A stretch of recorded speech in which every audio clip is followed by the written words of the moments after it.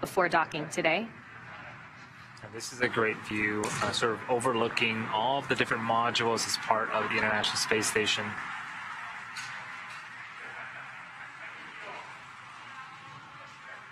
An orbiting lab, the only one of its kind.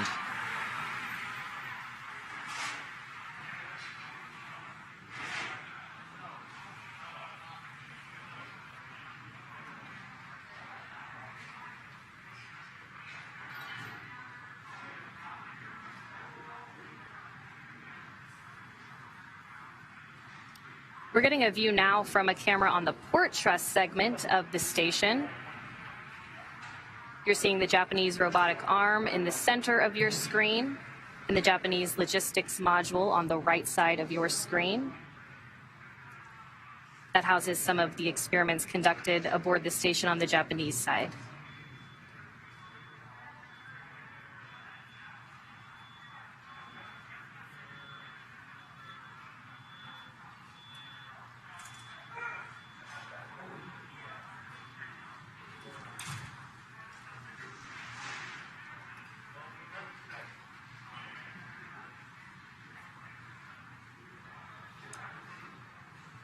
I believe that is Dragon, pretty much dead center of your screen. Again, making its approach to the International Space Station. What a view. And this view really showing you that it is coming to the front of the International Space Station, to that waypoint 1 checkpoint.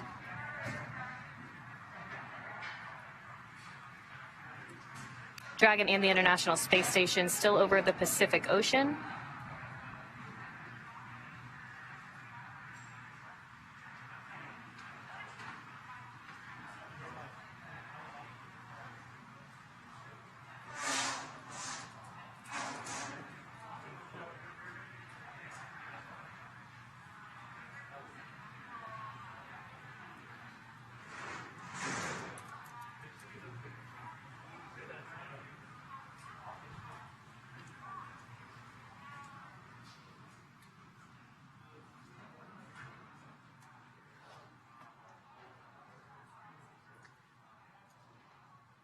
This is, for this capsule, it is its first flight and subsequently its first docking to the International Space Station. It's named Endurance.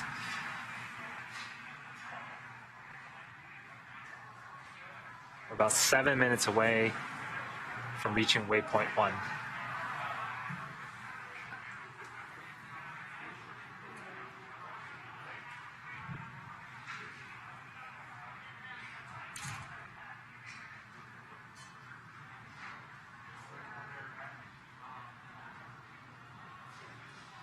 Dragon now just 300 meters away from the International Space Station.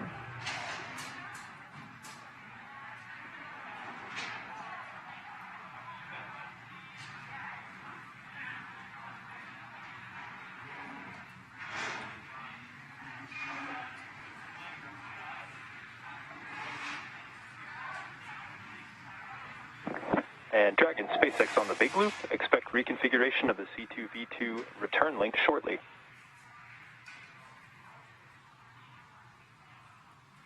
Copies reconfiguration of C2V2 shortly.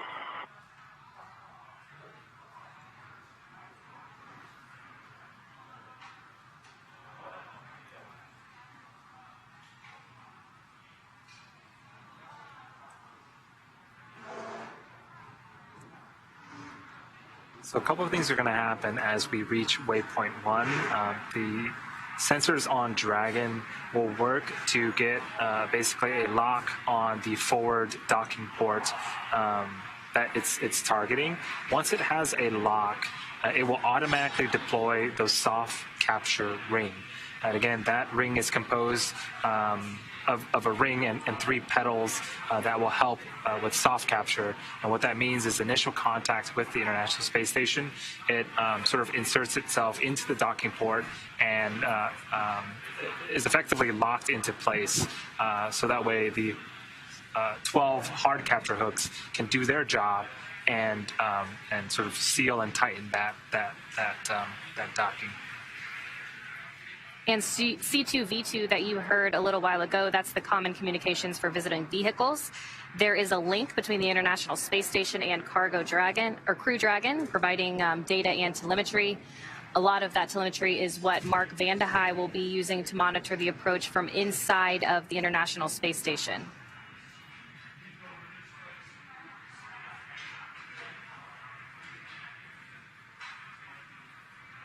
Dragon now just under 280 meters from the International Space Station.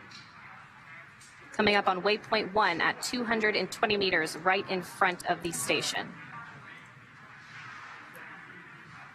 That milestone will put it right in line with the docking axis.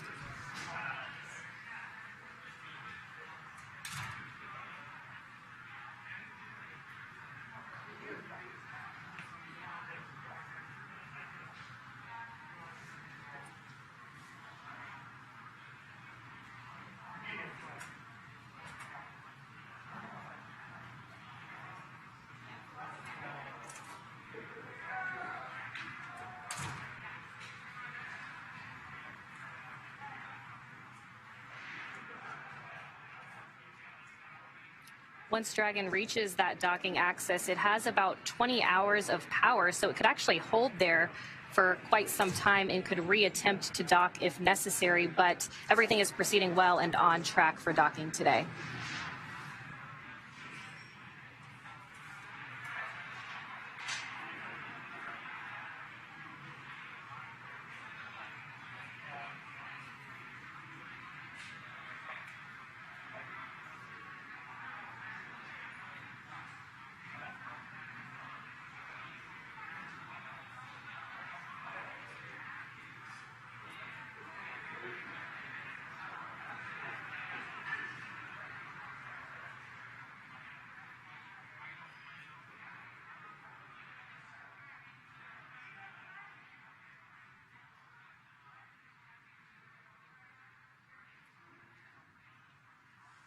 Again, this is a live view of Dragon.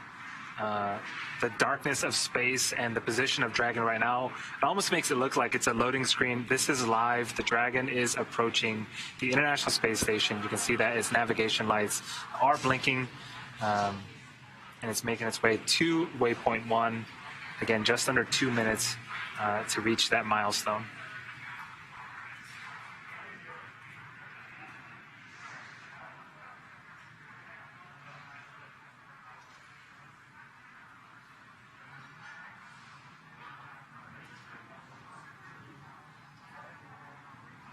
And this is a different angle. Dragon at the center of your screen, and parts of the International Space Station, its destination, is at the bottom right-hand side of your screen.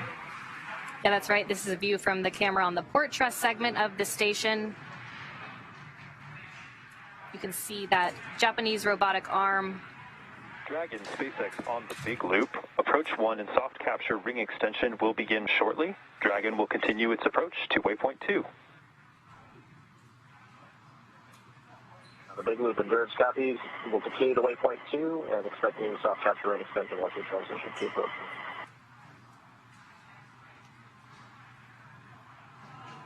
Good copy.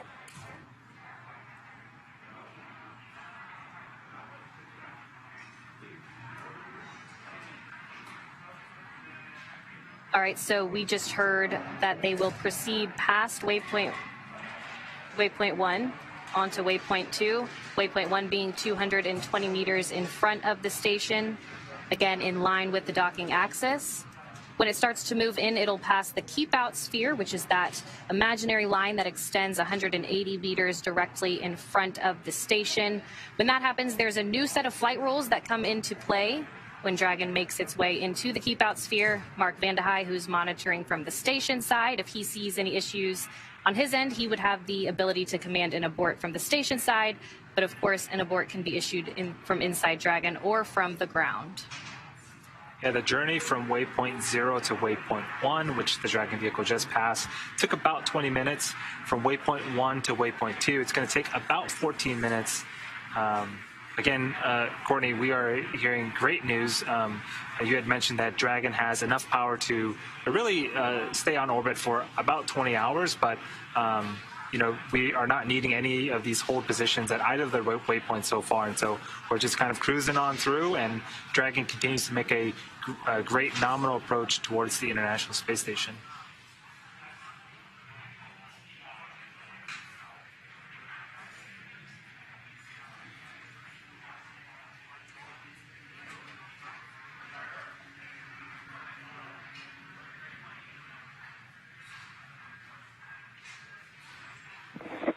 C2V2 link reconfiguration complete.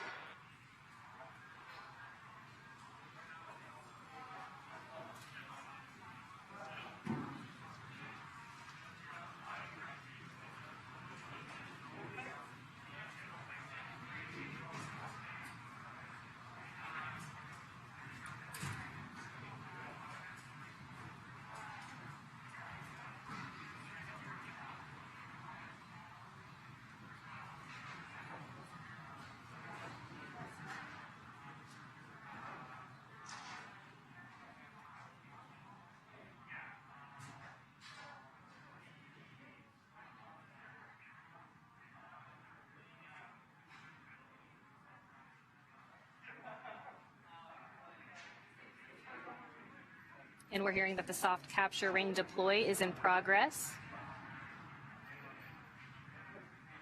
A view now of Mission Control Hawthorne. And as we continue to make our approach from waypoint 1 to waypoint 2 and make our final approach, a couple of things also need to happen. The visors on all the spacesuits will come down, and then really the Dragon vehicle will sort of take over from there. It's been doing most of the bulk work in terms of navigation, but there's a period known as CHOP, crew hands-off point, where if we needed to back off or attempt redocking at some other phase or abort, the vehicle has to make that decision and make that call. We'll be getting our views back of Dragon and the International Space Station, but we're in a short handover period right now between satellites. So until then, we'll still get views of our control rooms here in Hawthorne as well as in Houston. Yeah, we are expecting docking to happen at 3:32 p.m. Pacific time. So just about 20 minutes from now. It's been about a 21-hour journey. The crew's been in space for a little over 21 hours since their liftoff yesterday. So I'm sure they are very excited to be just 20 minutes away from docking. There are a couple of procedures that need to happen after docking to get the hatch open, and for the crews at the International Space Station and the crew inside Dragon right now to say hi and meet each other. But so far things have gone really smoothly, and even at the beginning of this broadcast, we knew that we were going to be slightly ahead of the anticipated timeline. While they did go through waypoint 1, they will stop at waypoint 2, 20 meters away from the International Space Station, before they could get that final go, no-go to go in for their final approach and docking to the International Space Station.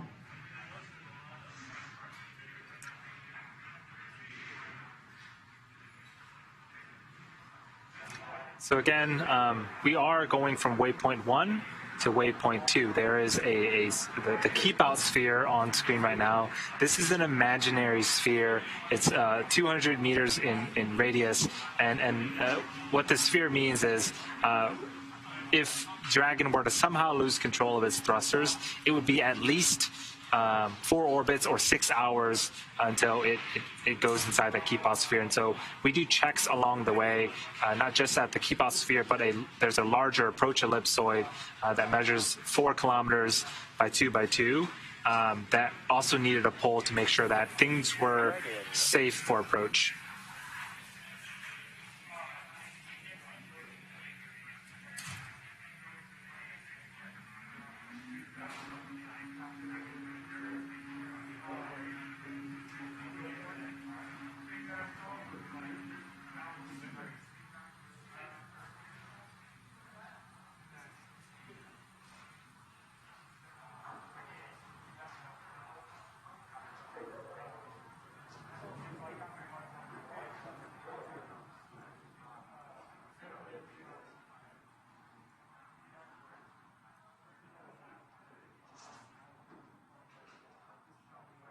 SpaceX Endurance on the Dragon to ground.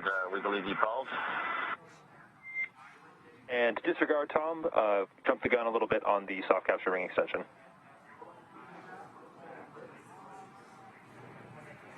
You disregard.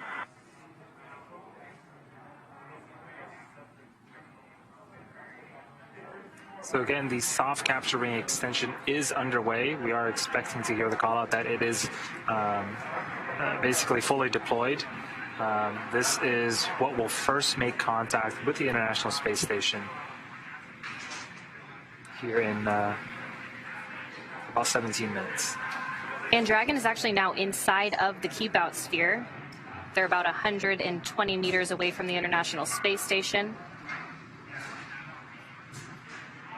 That next milestone coming at waypoint 2, about 20 meters away from the space station.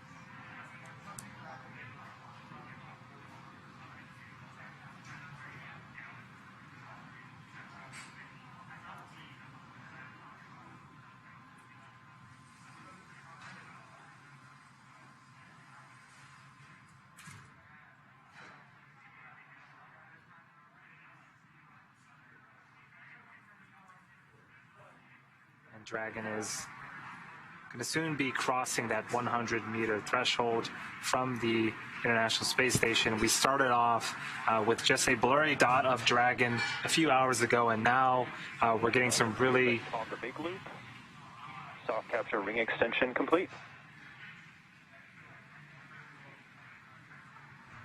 Copy, he's on the big loop. We see the same. Okay, so that soft capture ring extension is complete. As you were saying, we can really start to make out some of the features on Dragon. Yes, if you look very closely underneath the nose cone, right on the front of Dragon, there are 4 holes. Those are where the 4 forward bulkhead Draco engines are mounted. And if you look between those holes, there's another dot. Those are the umbilicals that we were mentioning earlier. That is what will plug into the International Space Station.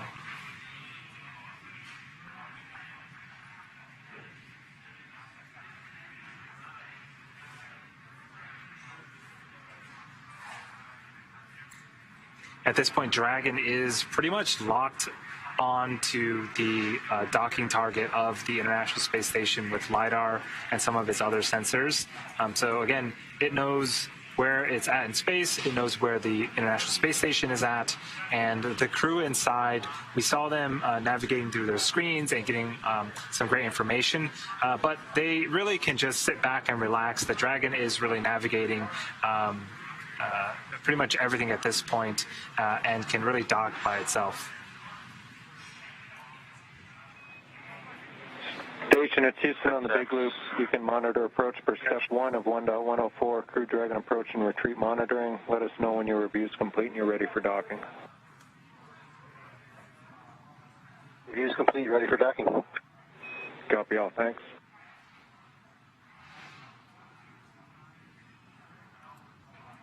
SpaceX Endurance, just for your information, we saw an object look like a knurled knob, although difficult to tell with distance in our centerline camera view from upper left to lower right from our view. Is not visible anymore.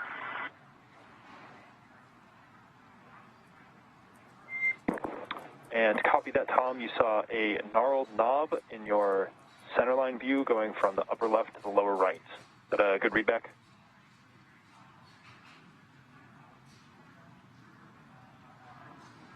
A good readback. It could have been a small nut. It's hard to tell the distance from the camera. Just want to let you know we saw that pass by.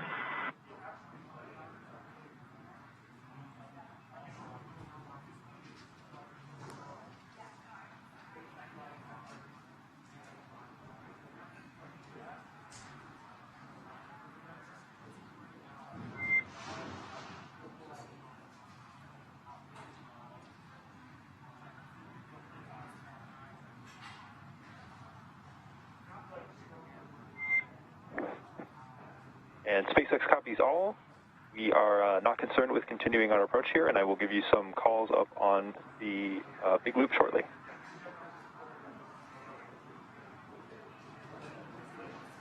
Endurance copies.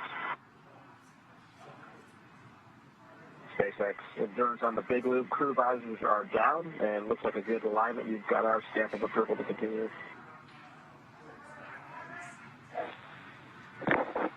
And Dragon, SpaceX on the big loop, we are anticipating that we are going to enter a hold here at waypoint 2 for some more favorable lighting conditions. Right now we're expecting approximately 10 to 12 minutes for that hold, and we'll keep you posted as we watch those lighting conditions improve for this final sunset before docking. Endurance copies on the big loop. We can go visors back up then if that's the plan. Otherwise, we're happy with lighting, but you guys obviously have a better estimate of what it's going to look like in a few minutes. So we'll go visors up until you tell us you're ready to continue.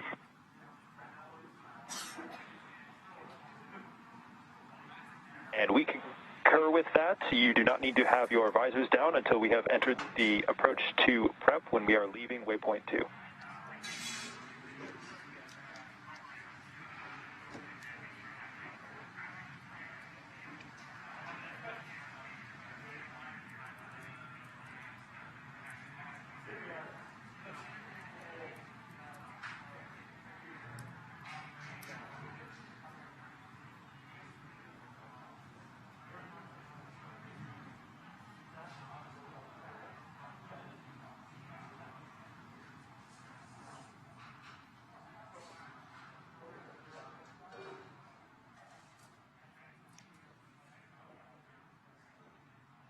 So Dragon should be reaching waypoint 2 here in a few minutes. That means it's at 20 meters away from the International Space Station. We did hear from the Corps that they are going to pause here for 10 to 12 minutes for more favorable lighting conditions. So this is necessary for docking. So with the orbital sunrises and sunsets, if we wait a few minutes, we're going to have better lighting for the sensors and cameras on Dragon. So the crews have opted to put their visors up for the time being and wait for that final approach call before they have to close their visors once again.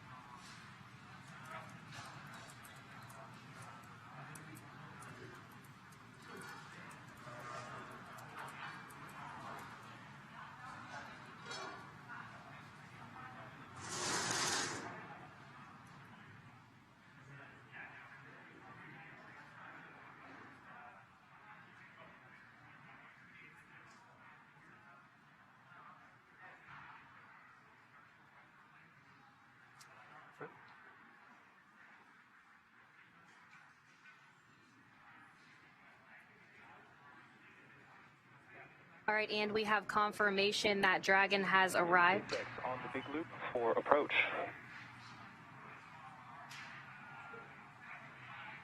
For Endurance on the big loop. And stand by 1, Dragon.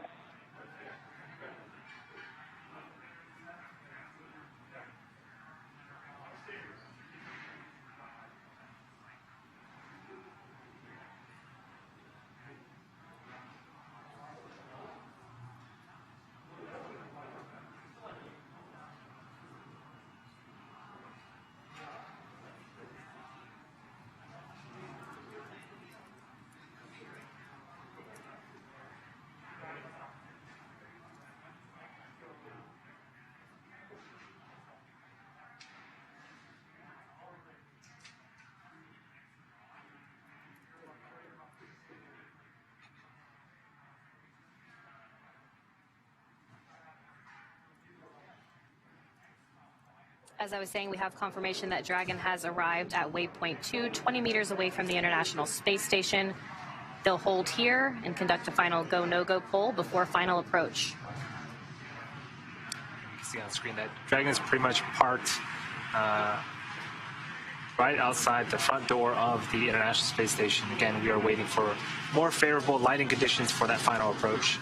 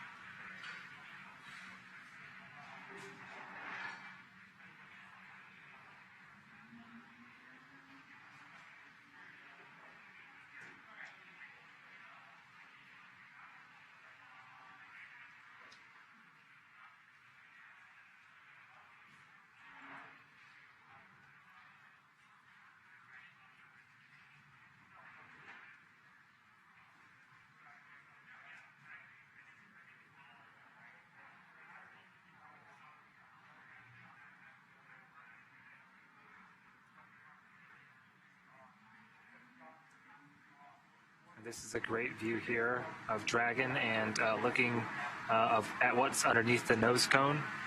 If you look closely, there is a...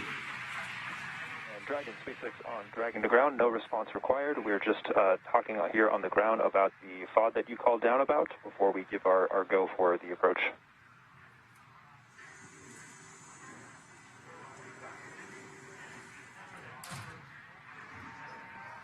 Again, that was the Corps checking in on the FOD, or foreign object debris, that the crew had called out during their approach. They had noticed a knurled knob. So again, just make sure everything is clear before final approach. But again, on screen right now is a view of Dragon. There is a gray ring with 3 petals on it. That is the soft capture ring that has been deployed. This will make initial contact with the International Space Station, attach itself to the International Space Station, and Dragon SpaceX on the big loop. Ground has pulled go to resume the approach. Please confirm that your readiness for the final approach and that your visors are down. If so, ground will be commanding resume shortly. As a reminder, once Dragon is inside the crew hands-off point, retreat and breakout are not permitted. And one final item of note is that we do anticipate that we may have some less than favorable lighting conditions until approximately 3 meters away from the docking adapter. How copy? Endurance copies all. We've got the crew visors down. We're expecting lighting conditions may not be perfect in zone off 3 meters, but honestly, we're happy with what we can see currently, and we'll avoid actions inside the shop. And SpaceX copies. We will be commanding resume imminently.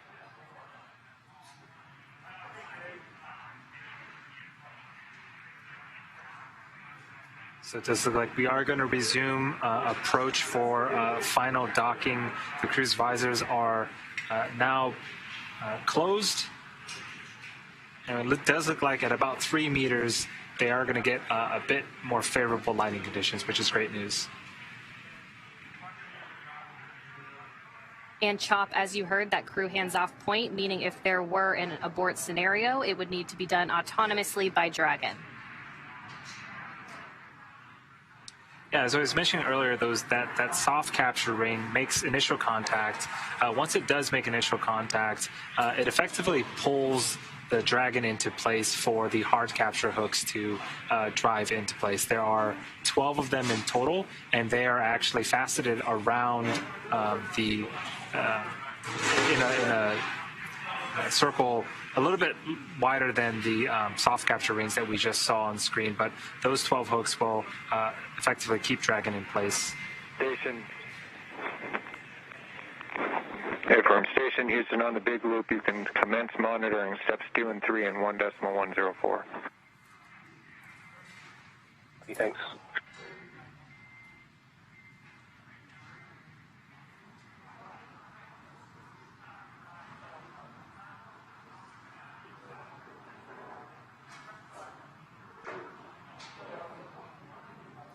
So it does look like we're in an orbital nighttime now. You can see the firing of the Draco engines. This is, again, there are 16 of them on the Dragon, and they will continue to fire for any type of micro adjustments that are necessary. There are green and red navigation lights on the outside of Dragon as well. Then also that centerline camera in the middle. Again, all of these sensors help for Dragon to autonomously dock with the International Space Station. Dragon now just under 14 meters from the International Space Station. Making that slow and methodical approach to the International Docking Adapter.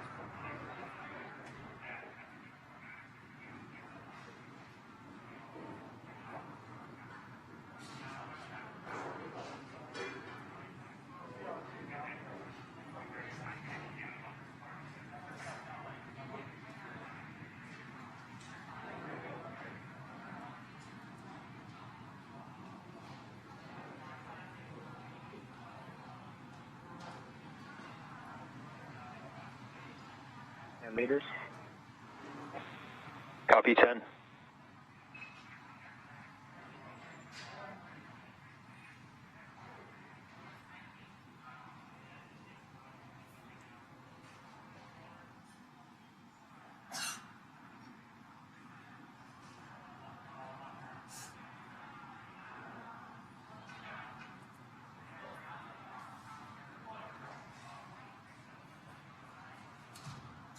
Now just under 8 meters from the International Space Station.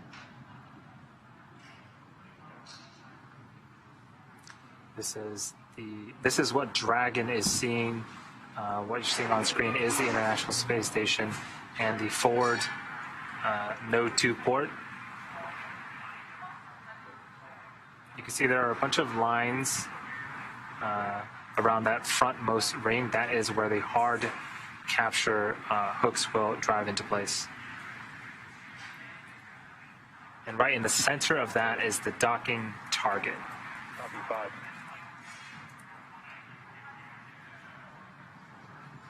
The docking target is what Dragon is using to, again, help navigate it towards the International Space Station. We just heard the call out that we are 5 meters away.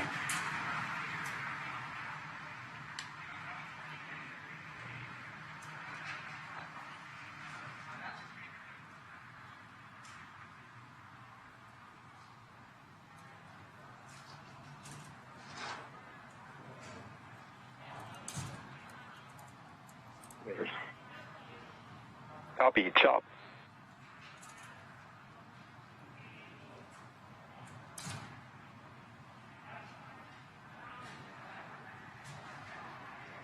Meters.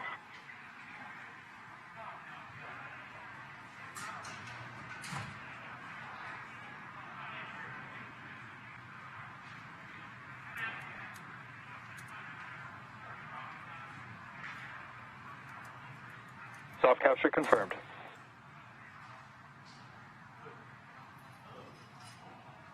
On the big loop, we see the same. Soft capture 10 to 18 targets.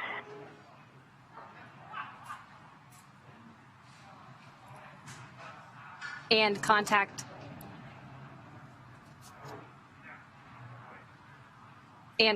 confirmed at 3:32 Pacific time as the International Space Station and Endurance were flying 263 statute miles over the Eastern Caribbean. Now, we still have a few steps to complete before Dragon is securely attached to the space station. Soft capture ring retraction in progress. And we're hearing call-outs of soft capture ring retraction. That should complete in about 4 minutes, and then about 2 minutes after that, the hard capture sequence will start. This is where the 12 hooks around the outer ring will drive themselves into place and really secure Dragon to the International Space Station. And then hard docking should be complete in about 10 minutes from now. That's right, those 12 hooks will drive 6 at a time in 2 parts to form that hard mate between Dragon and the International Space Station. So what's happening right now with the soft capture ring retraction is those petals as part of the soft capture ring, they were extended, and again, that's what made contact with the International Space Station. They're effectively being pulled back into the Dragon, and because it's attached, the Dragon is now getting closer and closer with the International Space Station. Again, so those 12 hard capture hooks can set themselves in place, and then we have a nice docking procedure completed.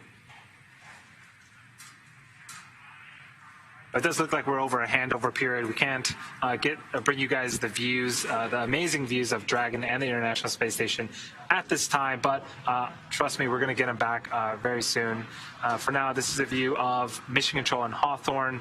We're working in tandem with Johnson Space Center in Houston to make sure that, again, these sequences, we're bringing the crew safely to the International Space Station. That's right. And again, if you're just joining us, contact was confirmed at 3:32 p.m. Pacific time as the International Space Station and Endurance were flying 263 statute miles above the Eastern Caribbean. Once hard capture is completed, Dragon is firmly affixed to the International Space Station, but not quite able to exit the Dragon quite yet. There are still a couple of things that need to happen. The space between where Dragon's hatch is and the International Space Station hatch is known as the vestibule. It is unpressurized right now, so we got to make sure that we put air into it, pressurize it. That way it's safe for both the folks inside Dragon and the folks on the International Space Station. And there are a couple of procedural things that need to happen before we can open up the hatches on both the Dragon and the International Space Station side.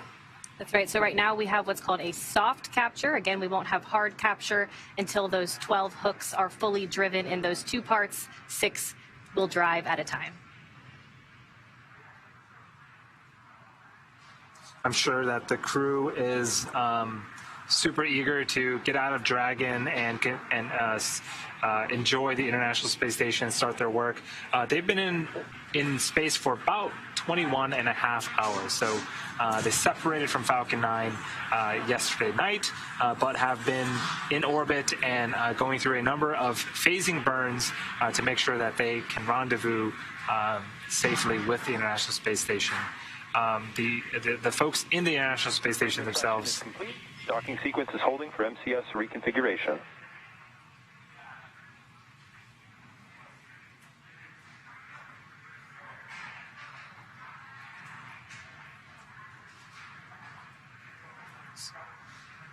So the International Space Station crew has also been helping on their end as well, monitoring Dragon's approach and making sure they are doing any type of prep work necessary, again, to get that A-Pass hatch open and welcome the new members to the International Space Station.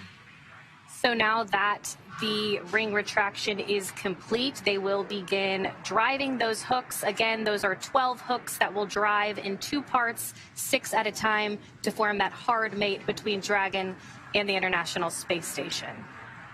Yeah, Dragons will also be powered by umbilicals via the International Space Station. So as part of that hard capture sequence, we'll also be plugging in umbilicals to the Dragon to make sure it has power again from the International Space Station.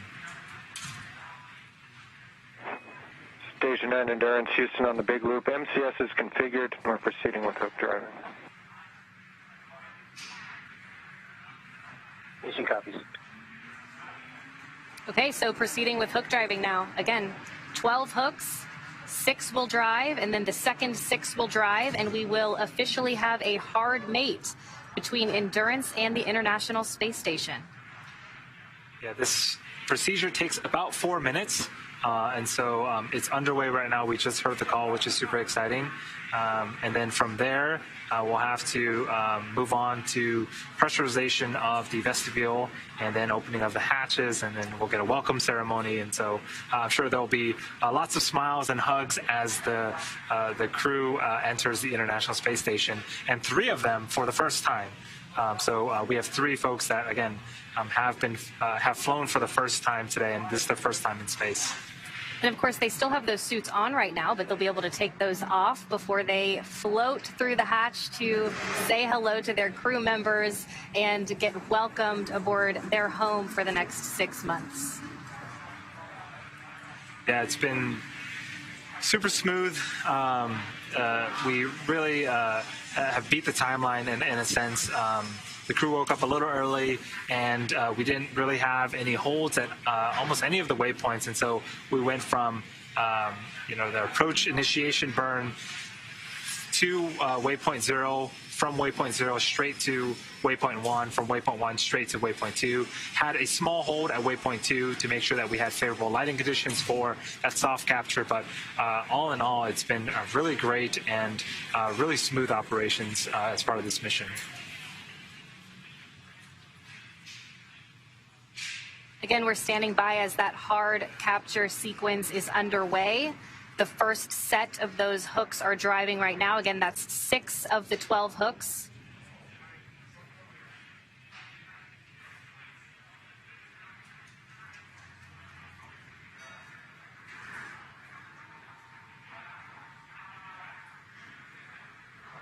Yeah, part of the reason why the docking sequence is split up into 2 phases is with the design of the soft capture ring, those pedals really allow you a little bit of more margin when you're docking, and so it allows the spacecraft basically just to get close, and then we have some mechanical features that will really allow it to get that hard mate that we're looking for. Again, we are expecting that to be complete in just a few minutes here, so we'll be listening on the big loop with everyone else here on that exciting news.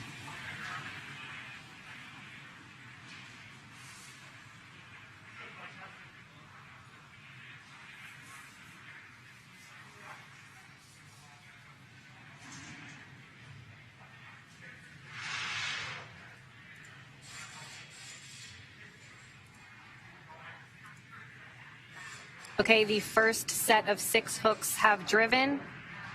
That second set will start now. Once those 12 have all driven, we will have a hard mate. So again, those first set of 6 have driven.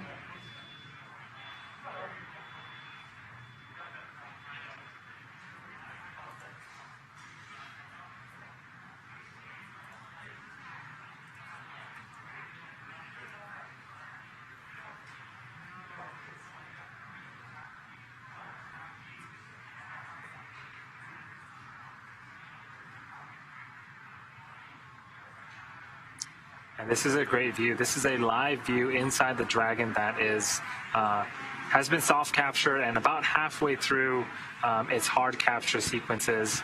On the left-hand side of your screen is Chari. He is the commander, and to his right is Thomas Marshburn, who is the pilot of this mission. Not on screen, we didn't get too many views of them, but to Chari's left, I believe, is Kayla Barron, who is the mission specialist, and the other mission specialist is Matthias Maurer. And so everyone but Thomas Marshburn, again, this is their first space flight, the first time at the International Space Station, their first time riding the Dragon. So it's all super exciting, and we got some video footage of them earlier. They were playing a game of who could spin the most without hitting anything.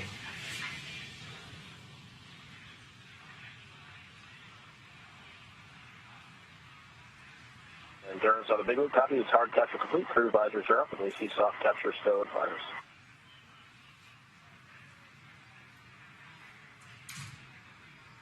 SpaceX copies.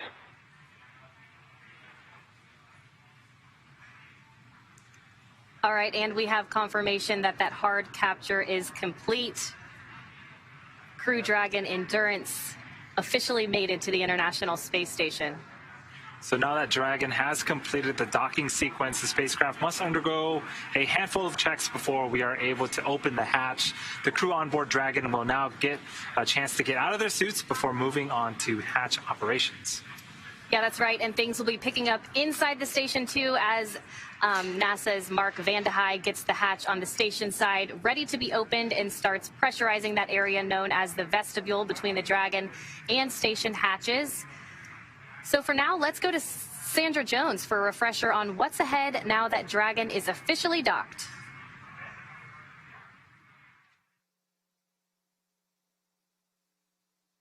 Thanks, Courtney. It's a very exciting moment for all of us here in Mission Control following Dragon's docking at 5:32 p.m. Central Time, while the space station was flying 260 statute miles over the Eastern Caribbean. NASA Flight Director Rebecca Wingfield led the team here in Mission Control Houston for Dragon's approach and docking today. And to their right is Capcom Joshua Kutrick, who will be communicating with the crew aboard station to step through procedures in preparation for hatch opening. Right now, there are 3 astronauts and cosmonauts aboard the space station. That includes NASA's Mark Vande Hei, as well as Roscosmos cosmonauts Pyotr Dubrov and Anton Shkaplerov, who is the current space station commander. Now that Endurance is docked to the space station, Mark Vande Hei will secure some hardware and will move right into hatch operations. First, he'll open the large hatch at Node 2 forward, giving him access inside the pressurized mating adapter. Then he'll pressurize the vestibule, which is a small space between the hatches on Dragon and the space station. Because this was exposed to the vacuum of space prior to docking, he'll need to fill it with air to make sure the pressure is nearly equal to that of the International Space Station and the Dragon. He'll use a small valve on the station to introduce air into the vestibule. SpaceX on the Big Loop. Docking sequence is complete. Welcome to the International Space Station.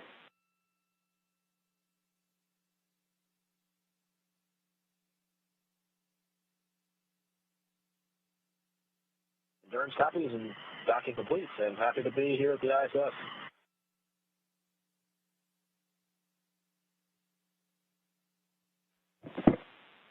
Ground will be enabling hardline power and comm connections shortly.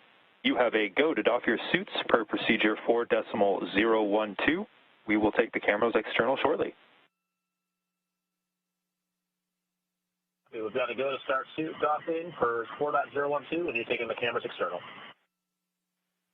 Good readback.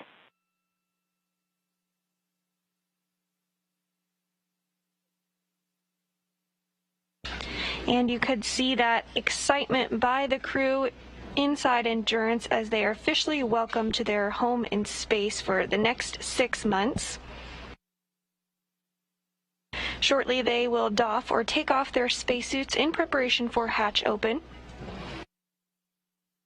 However, before we get to that point, there are a few steps that need to be worked through both on the International Space Station side as well as on the Endurance vehicle side.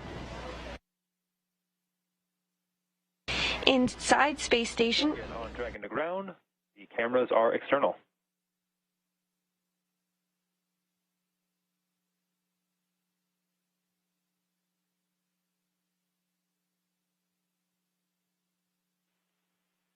And Dragon, SpaceX on the Big Loop, the cameras are external.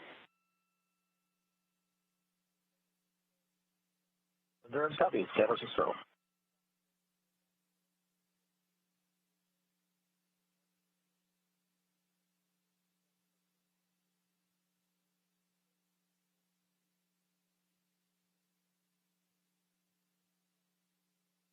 And SpaceX Dragon on Dragon to ground on the cabin mic. How do you hear?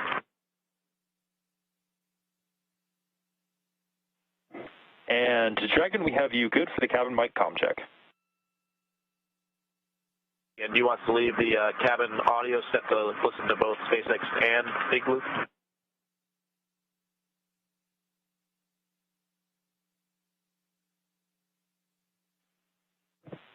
And that is affirmative. Leave them both in that configuration.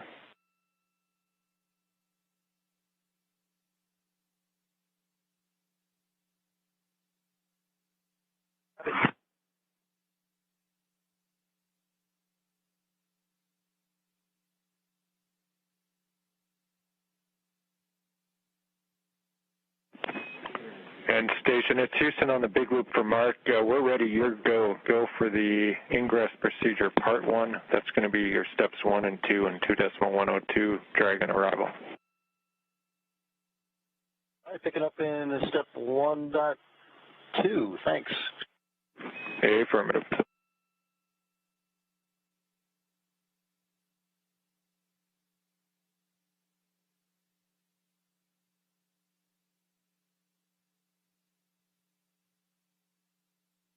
And those words between NASA astronaut Mark Vande Hei on board the International Space Station and Capcom Joshua Kutrick. Vande Hei is going to use a small valve on the station to introduce air into the vestibule, and teams on the ground and mission control will monitor the pressure and temperature to make sure everything is leak-free before we get ready to open up the hatches. We expect it to take about 2 hours to get everything pressurized and check out before we open up the hatches. Vande Hei has also already deployed umbilicals to connect power and data between the spacecraft in anticipation for hatch open.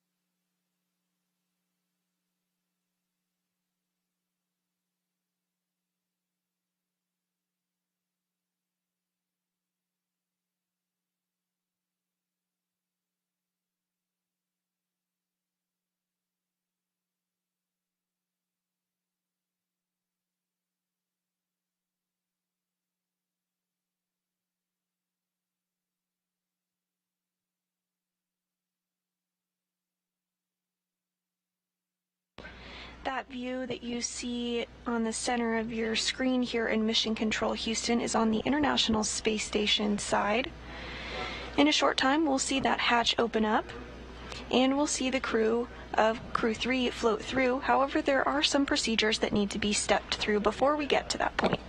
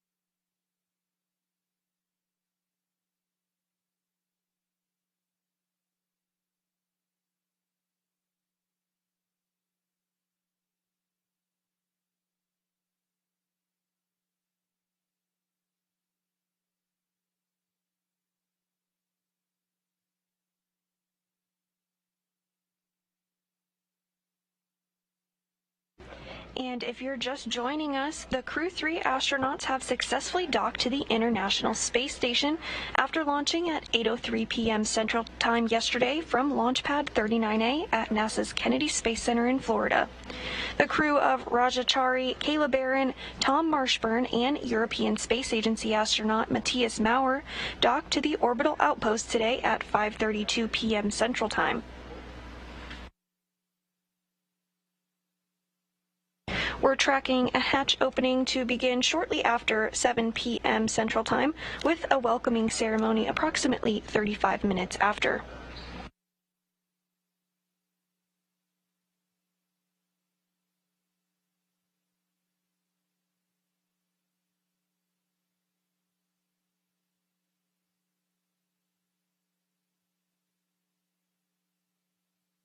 This view now of NASA astronaut Mark Vande Hei as he begins to work through those procedures ahead of hatch opening.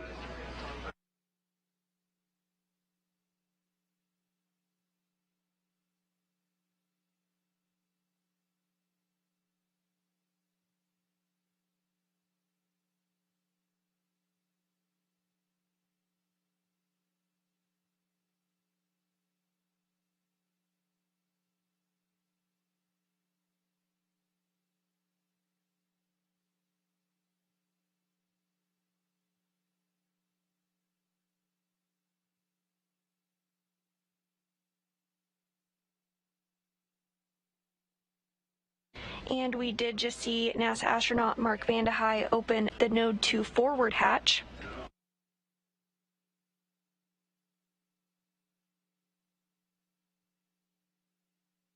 Houston Station on 2 and step 1.4, the Node 2 forward hatch is open.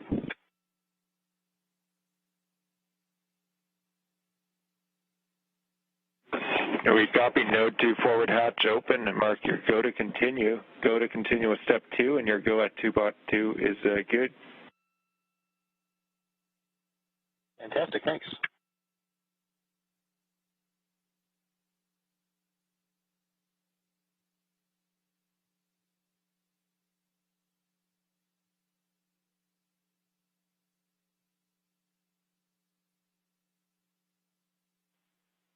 And Endurance, SpaceX on the big loop. You can monitor the steps on the ISS side in section 4 of 4.400.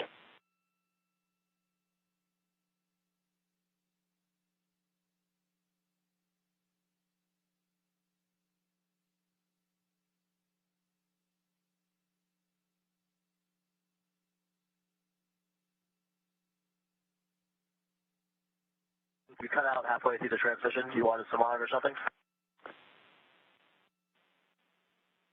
And repeating my call, but if desired, you can monitor some of the vestibule pressurization actions that Mark is performing on the other side of the hatch in section 4 of 4.400.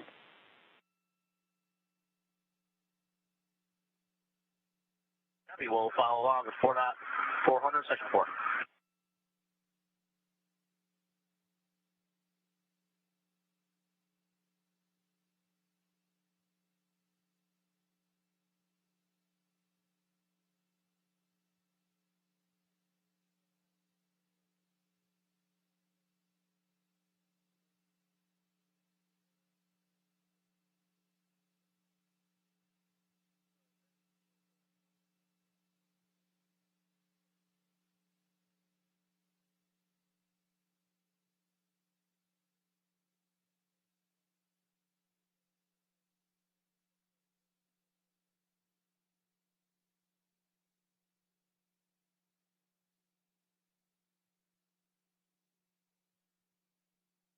And on the right-hand side of your screen is a view of mission control in Hawthorne, where flight controllers will look after the Endurance Dragon and its system.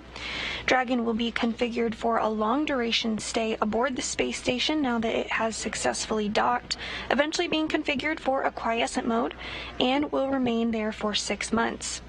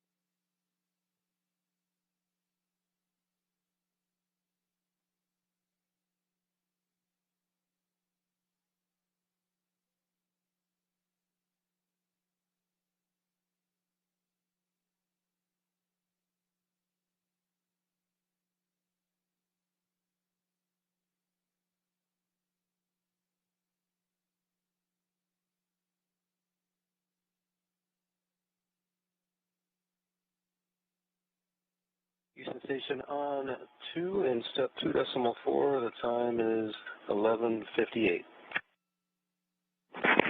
Houston copies 11:58. Thanks. We'll call you when the leak check's complete.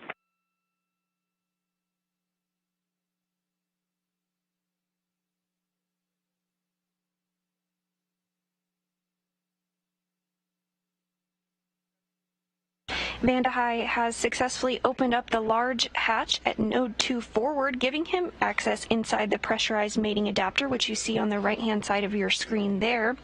He's working to pressurize the vestibule, which is the small space between the hatches on Dragon and the space station.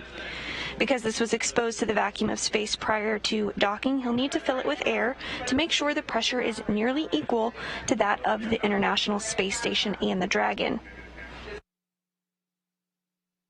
He's using a small valve on the station to introduce air into the vestibule, and teams on the ground in mission control will monitor the pressure and temperature just to make sure everything is leak-free before we get ready to open up the hatches.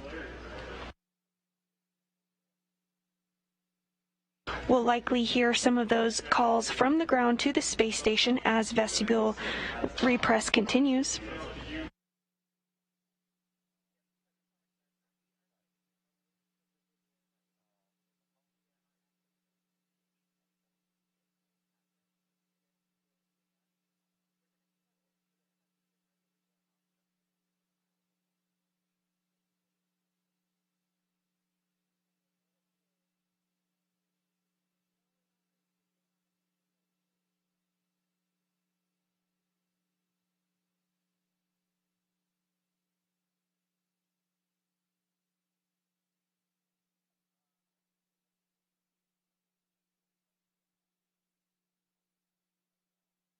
SpaceX four seat suits connected to the umbilicals, and an hour timer started for drying. We're still working on cleaning them up and changing them. And copy that. I have started a 1 hour timer myself. One request while we are in this configuration for Tom in seat 3. Tom, if you're able to inspect your umbilical, the side that mates to your suit, as well as the suit umbilical QD, and just see if there's anything off nominal from the pins or the O-rings. Just trying to do a little more troubleshooting from the wind noise earlier during the approach phase.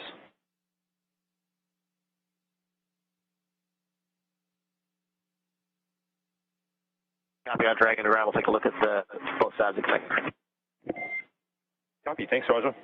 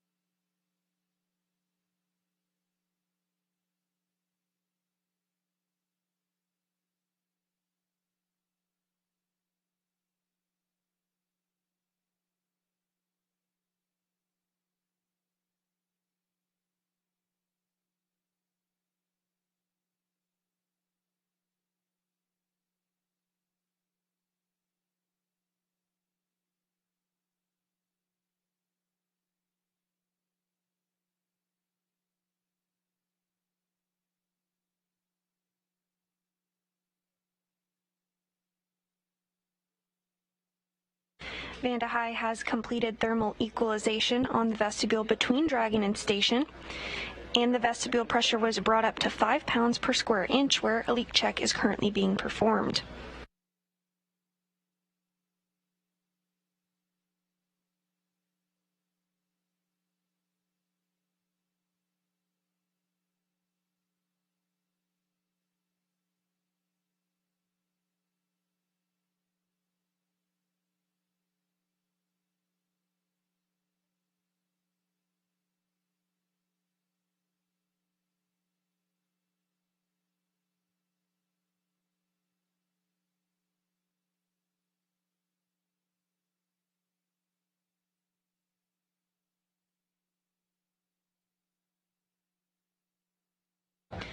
We've been pretty lucky with our external camera views so far. This view is from the Japanese exposed facility pointing at the forward end of the International Space Station, where Dragon is currently docked with the Crew-3 astronauts on board.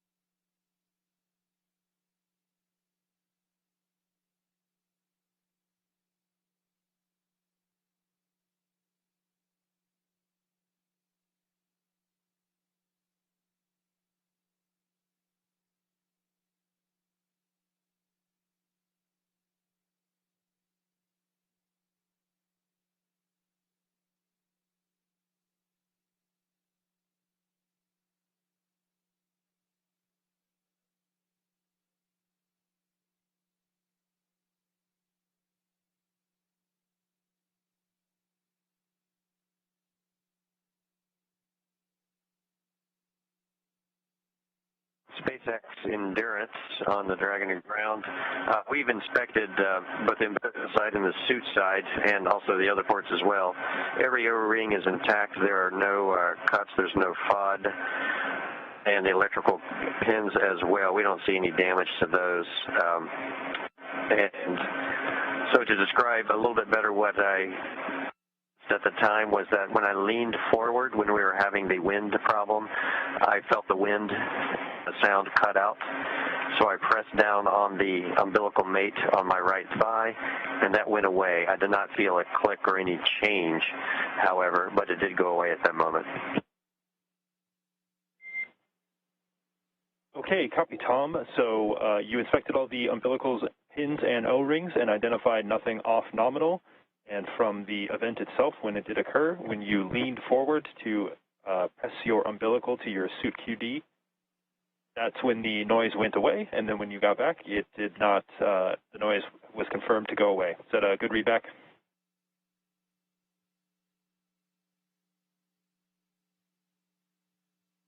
Yes, I leaned forward. It cut out for just a second, which clued me into the potential area of the problem. And then when I pressed on it, it went away, and no one else could hear the wind either. Okay, copy, Tom. Thank you for that. That is all the troubleshooting that we have you doing from right now. I will let you know if we have any other thoughts.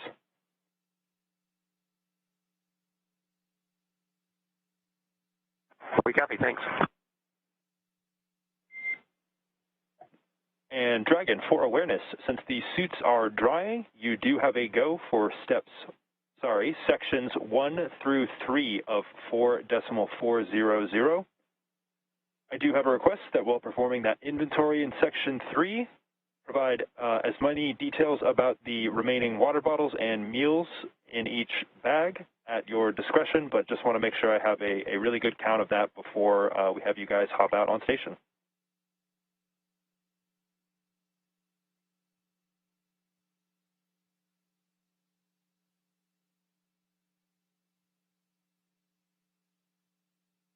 And we copy go for 1 through 3 of 4.400, and we'll give you a detailed inventory at step 3. And thank you, Endurance.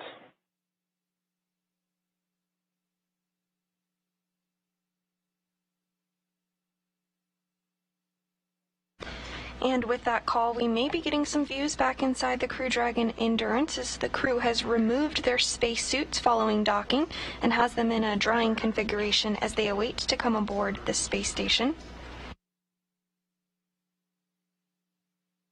Still tracking hatch opening about an hour from now with a welcoming ceremony approximately 35 minutes after hatch opening.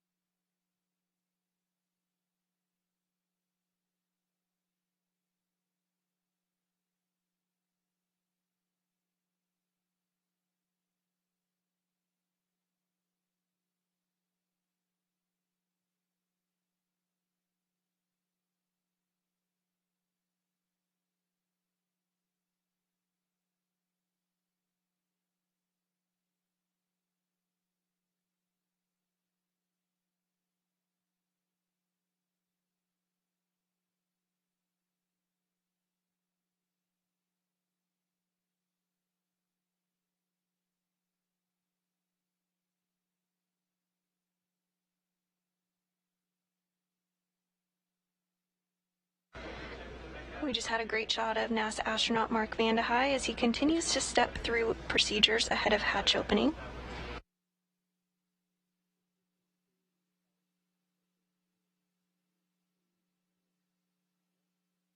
Directly in the center of your screen, below some of those cargo bags, is the hatch that we will eventually see the Crew-3 astronauts float through as they come aboard their home aboard the International Space Station. They're home for the next 6 months.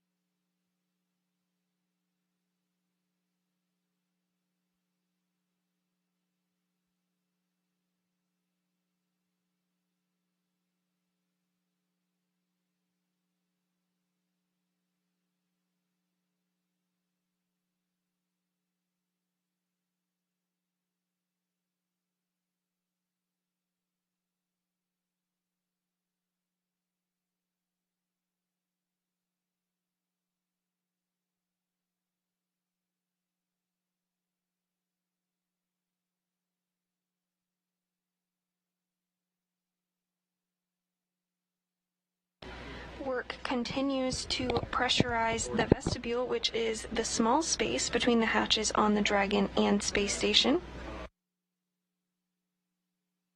Because this was exposed to the vacuum of space prior to docking, the crew needs to fill it with air and make sure its pressure is nearly equal with the atmospheric pressure on Dragon and the space station.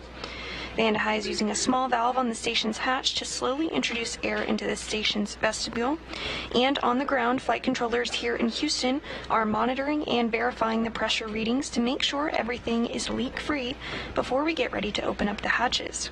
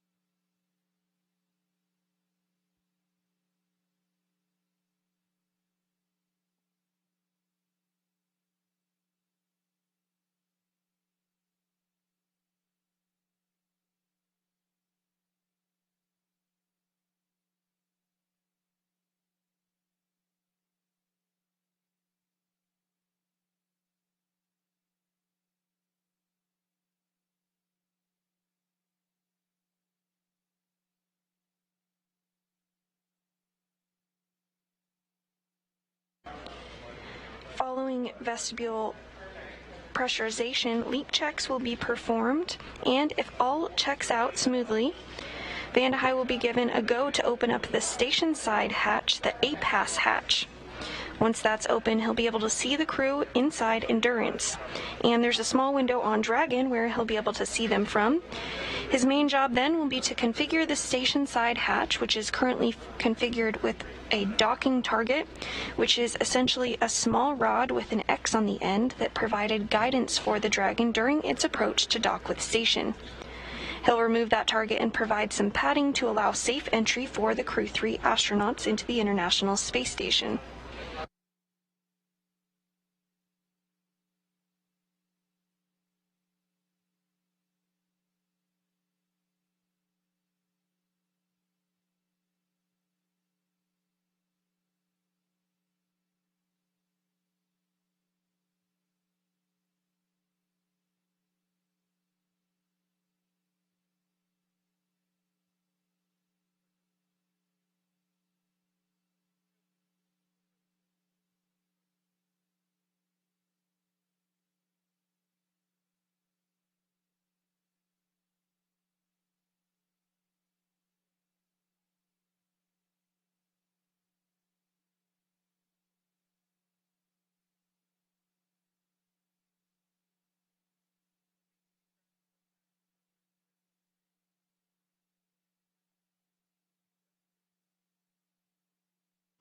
Vande Hei now working to configure some of those cargo bags.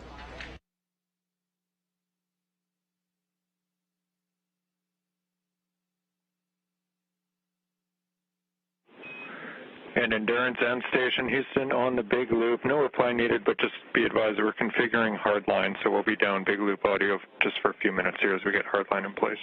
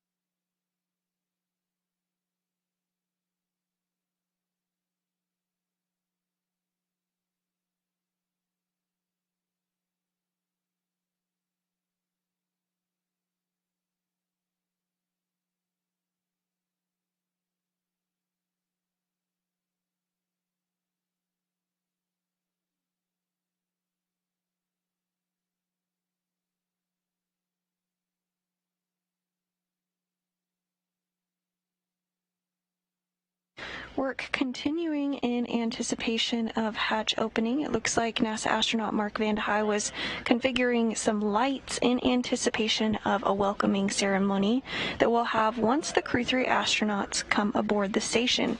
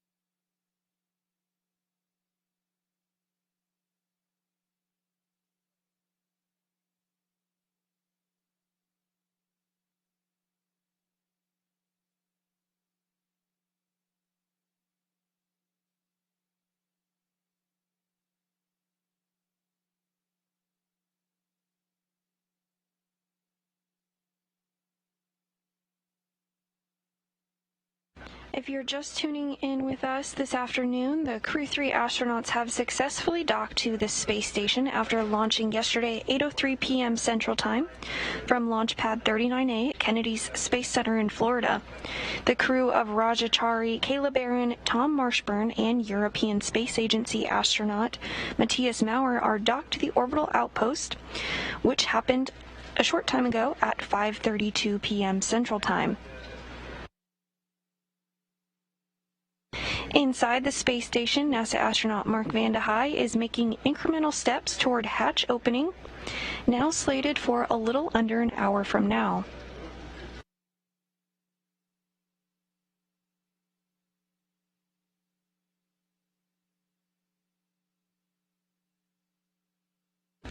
As part of those procedures, he's going to install some padding around the hatch. Looks like there's some floating there that he's going to work to install shortly.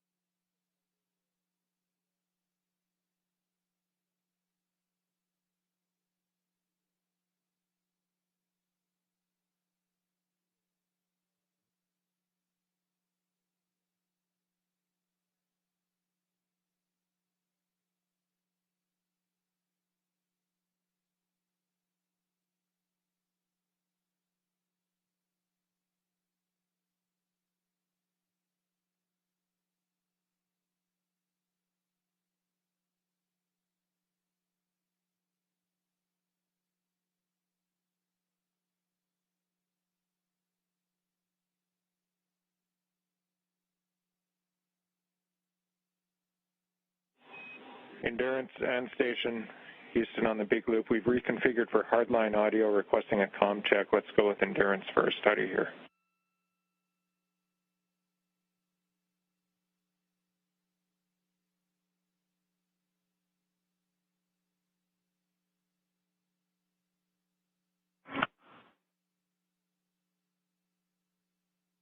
Endurance has you loud and clear on the big loop. And Endurance, Houston has you loud and clear as well. Station Good to hear you. loud and clear on the big loop.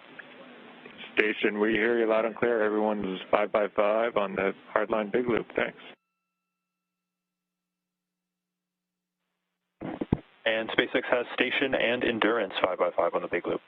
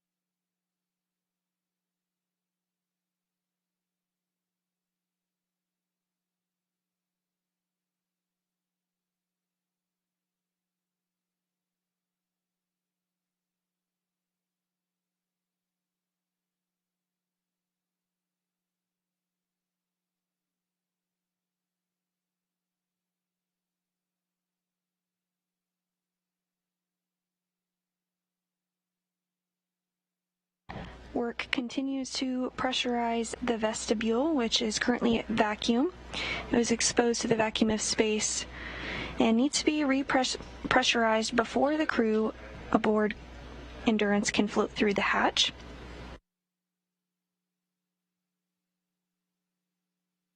You can see the A-Pass hatch, which is the androgynous peripheral assembly system, in your screen there. It's surrounded by some cargo bags, pretty much dead center, maybe a little below on your screen there. Eventually we will see that open and the crew of Crew-3 float aboard the space station.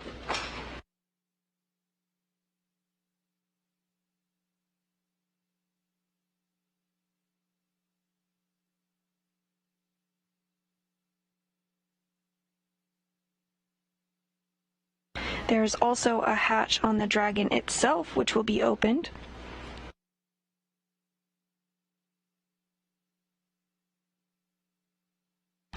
And here shortly, we may be getting some video back inside the Endurance vehicle.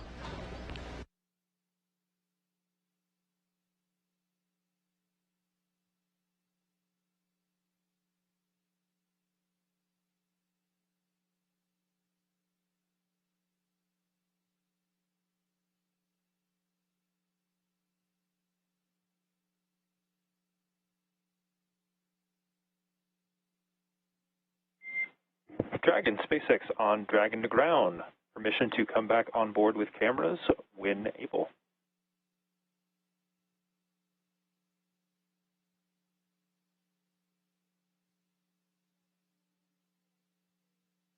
SpaceX Dragon, just stand by for a few more minutes, please. And no rush, Kayla. Just wanted to check in.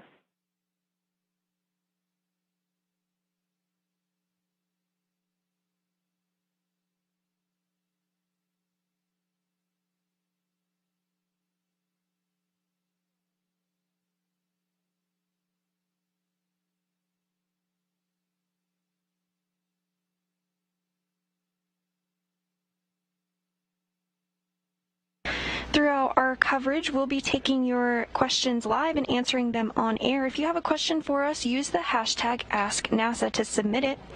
We did get a question from Steve, who wants to know over which area of the Earth will docking take place. Well, as you can see, Endurance is already docked to the International Space Station. That docking took place at 5:32 p.m. Central Time, while the International Space Station was flying 260 statute miles over the Eastern Caribbean Sea.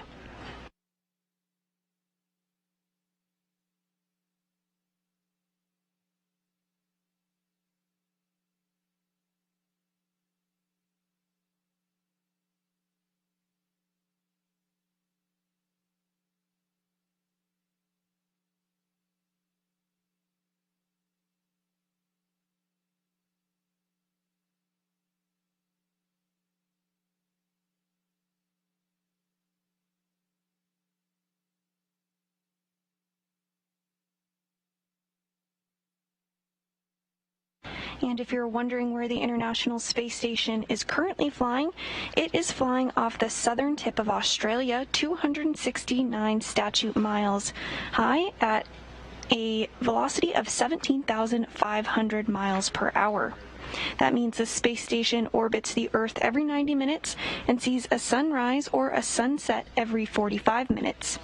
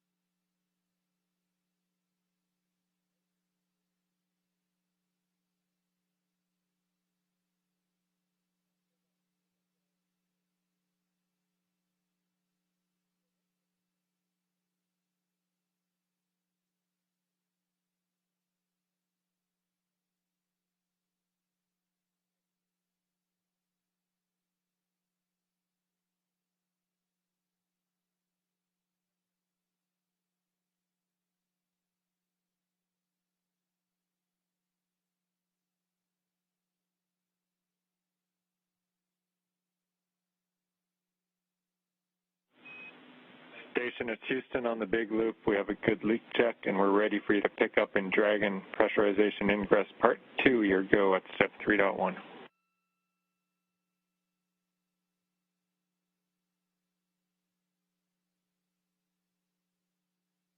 Okay, that's in work. That's good words. And just while I have you near an ATU, we're also getting ready for Dragon Hatch Open, of course, and the PAO event. And just looking at our downlink, if you could zoom in just slightly, a touch of zoom on the Node 2 camera, I think we'll be set.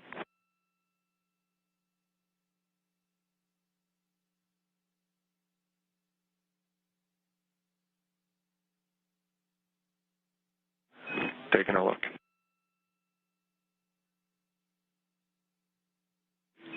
And words back is that's perfect, Mark. Thank you.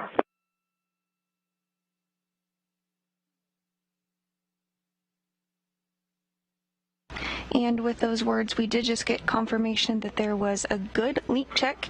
So next up, the pressure will be brought up and equalized to that of the pressure inside the space station.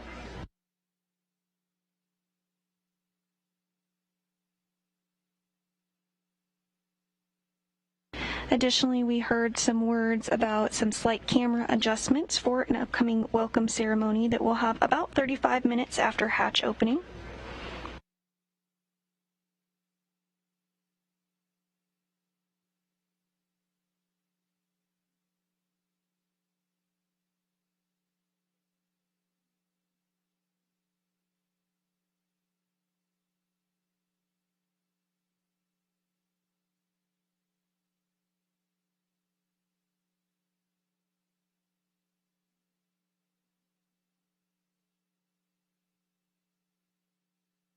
SpaceX Endurance, you're free to come back on board. And copy that. Thanks, Kayla. We'll put that in work and let you know when we're back on board.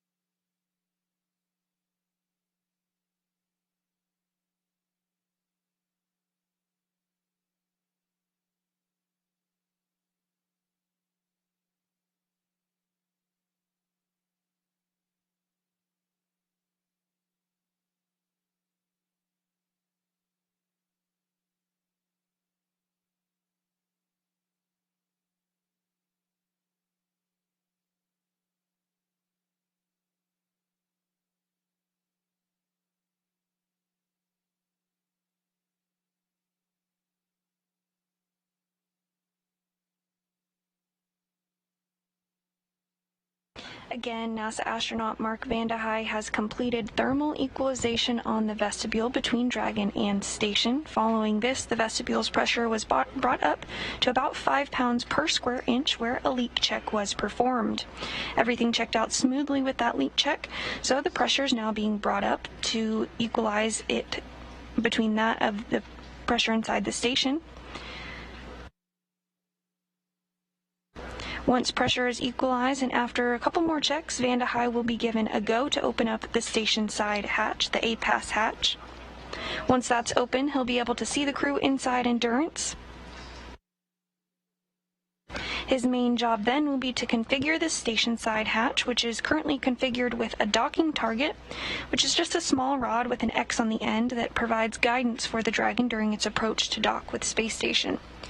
He'll remove that target and provide padding to allow safe entry for the Crew-3 astronauts into the space station. We're still targeting a hatch opening shortly after 7 p.m. Central Time, as well as a welcoming ceremony to begin approximately 35 minutes after hatch opening.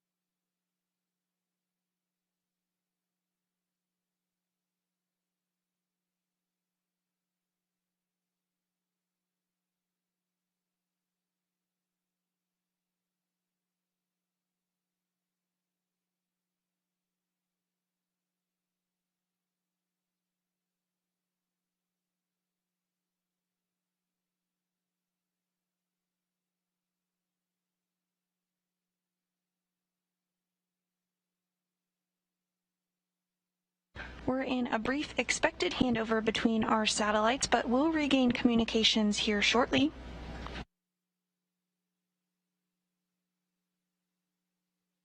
And as a reminder, we are taking your Ask NASA questions throughout the broadcast today, so if you have one, send it our way using the hashtag AskNASA.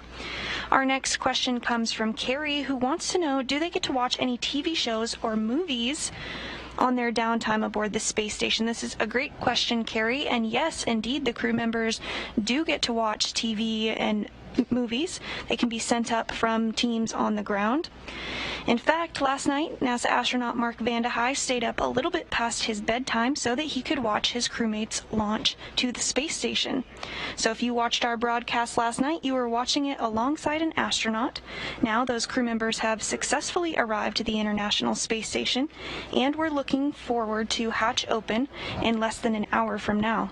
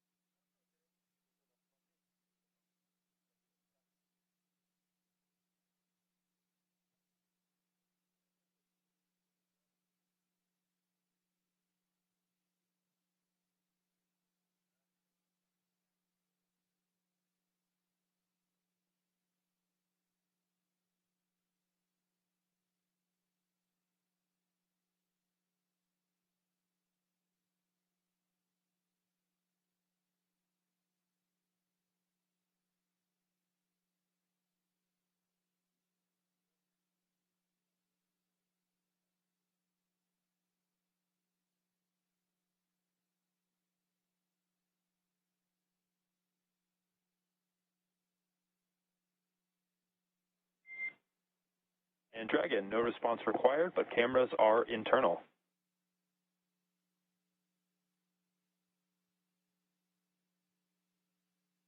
Endurance copies.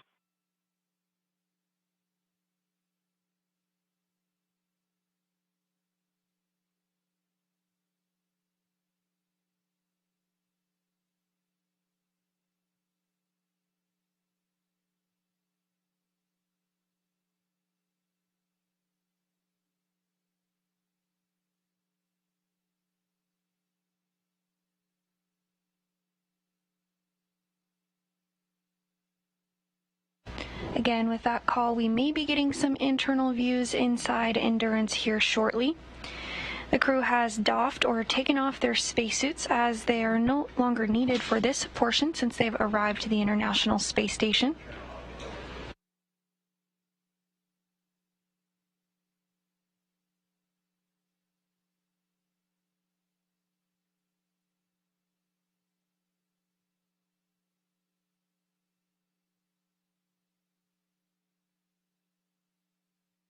Next, for tracking purposes, Endurance, we're on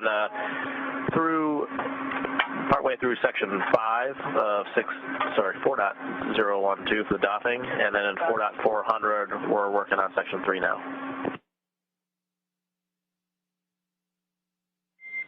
And copy that, Endurance. I have you the same as waiting. I see about 18 minutes left on my suit drying timer, and then you guys are working through section 3. Thanks for the status update.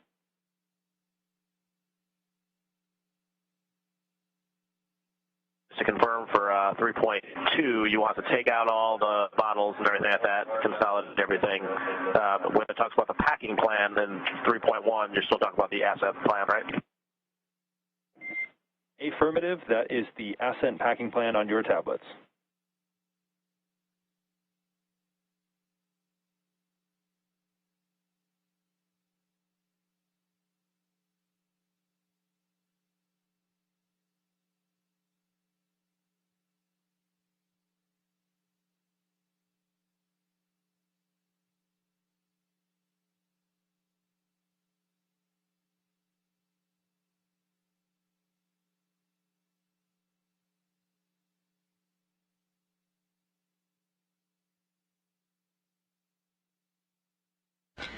On board the International Space Station, NASA astronaut Mark Vande Hei continues to work through procedures in anticipation of hatch opening.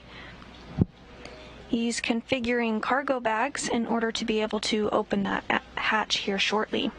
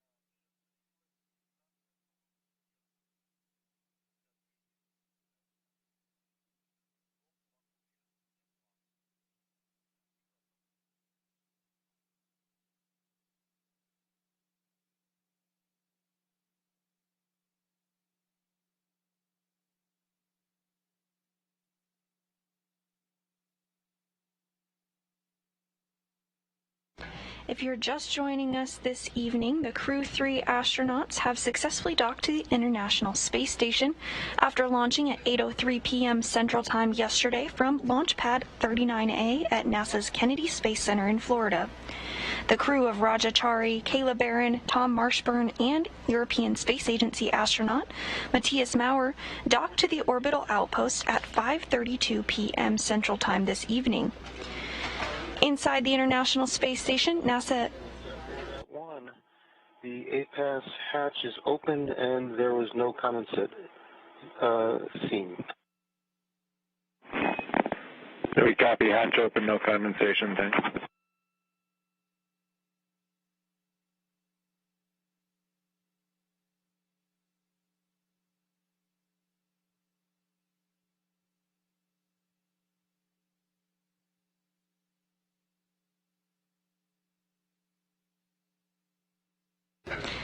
Great news now that the APAS hatch is open. We're one step closer to welcoming the crew on board the International Space Station.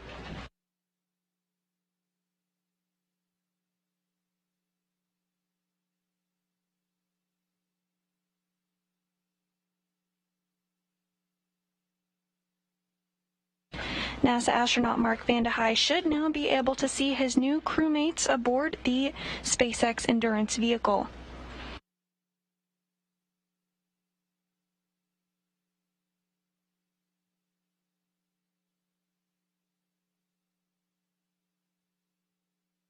And you can see their spacesuits in that drying configuration there. Towards the middle of your screen is NASA astronaut and commander of Endurance, Chari. First time space flight for him.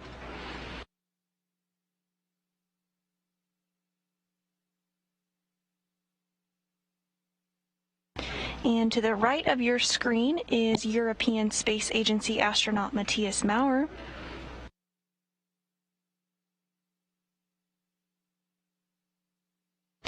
Along with their crewmates Kayla Barron and Tom Marshburn, they're continuing to step through procedures ahead of hatch opening.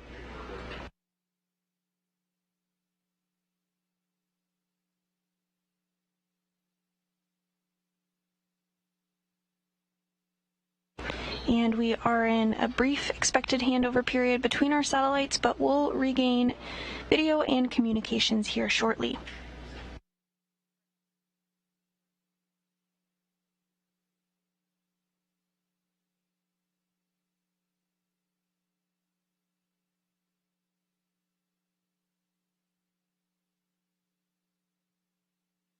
As those preparations on both sides continue, the Crew-3 astronauts are getting things configured on their end and will join the 3-person crew onboard station.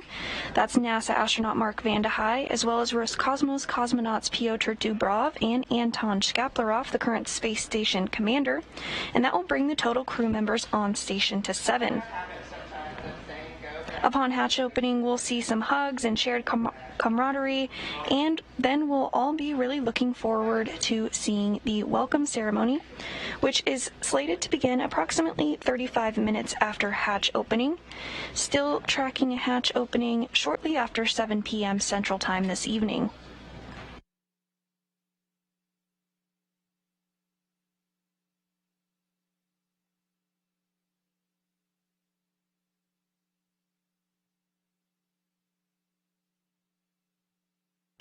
It looks like NASA astronaut Mark Vande Hei is getting cargo bags ready, possibly working to get some of that padding configured for the hatch opening.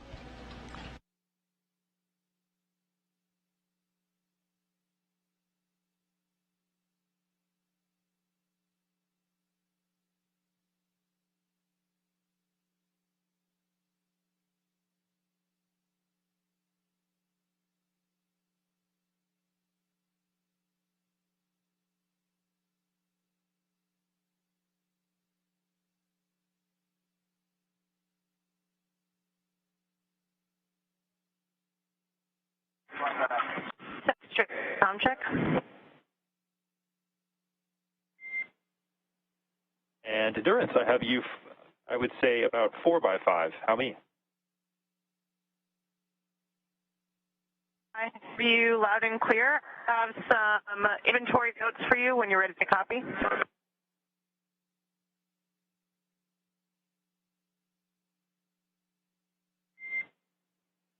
And I am ready to copy, Kayla. We worked on replenishing the daily bag.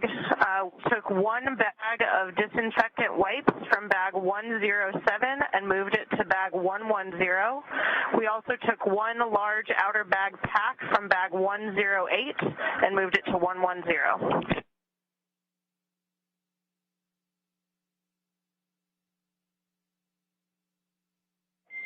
Okay, the disinfectant wipe from 107 to 110, and then the bag from 108 to 110. It's a good copy, Mike.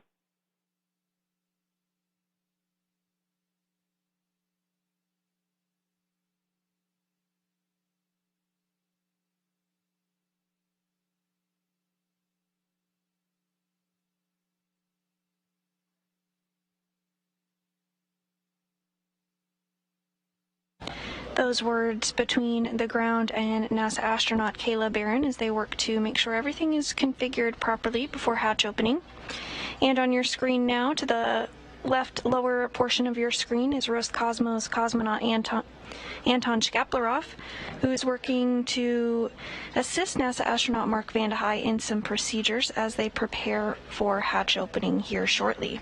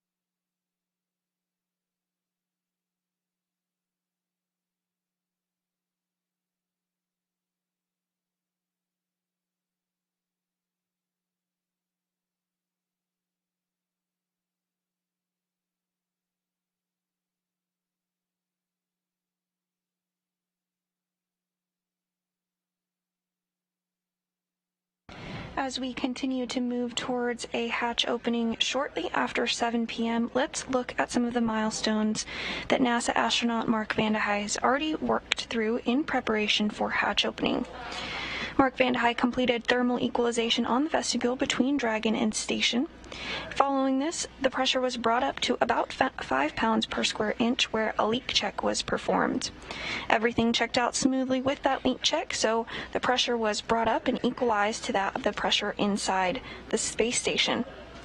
With pressure equalized and after checks, Vande Hei was given the go to open the station side hatch, the A-Pass hatch.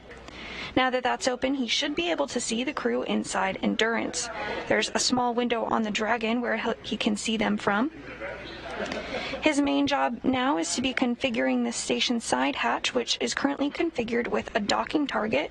It's a small rod with an X on the end that provided guidance for the Dragon during its approach to dock to the space station. He'll remove that and provide some padding to allow for safe entry for the Crew-3 astronauts to the International Space Station.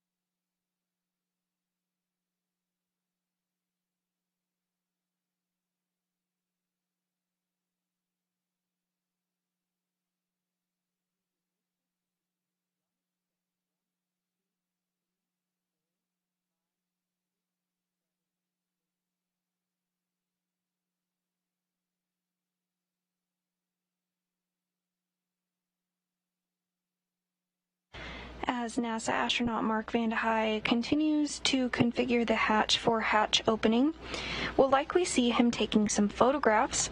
Part of that is a procedure to survey the hatch itself and inspect for any foreign object debris.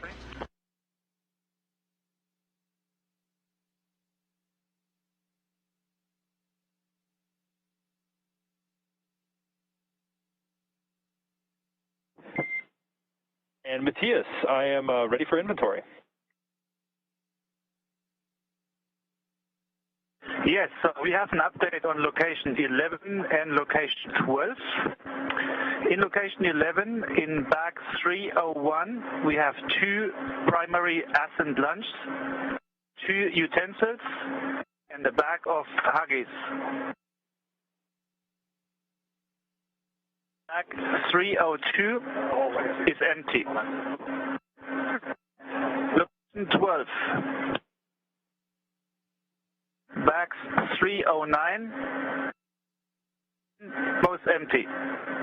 Bag 310, 2 ascent primary lunch, 2 breakfast, and 2 utensils. Copy.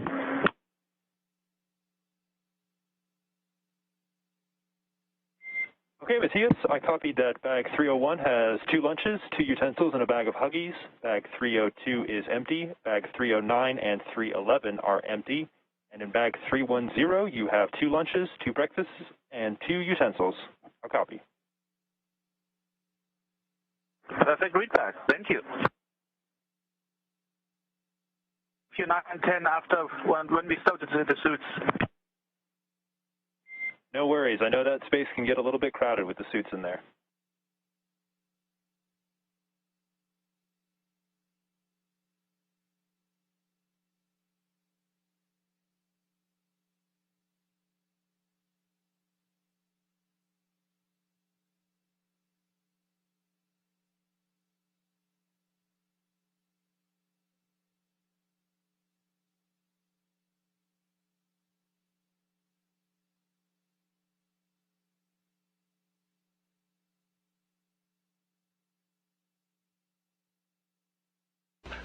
As a reminder, we continue to take your Ask NASA questions, and we'll answer them live on air. If you have a question for us, send it our way using the hashtag AskNASA. We got a great question asking if you can see the International Space Station when you look up. You can, in fact, see the International Space Station when you look up. If you check out the website spotthestation.nasa.gov, you can enter in your location and see when the International Space Station is flying over you. It's pretty neat to see it fly overhead, and I recommend checking it out if you haven't done so already.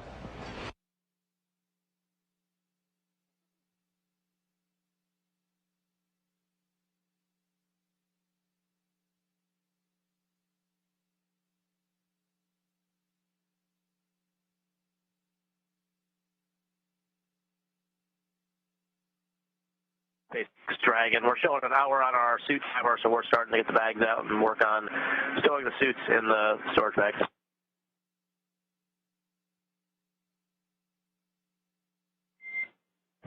And copy that, Dragon. I'm with you in 5 Alpha 6 of 4.012.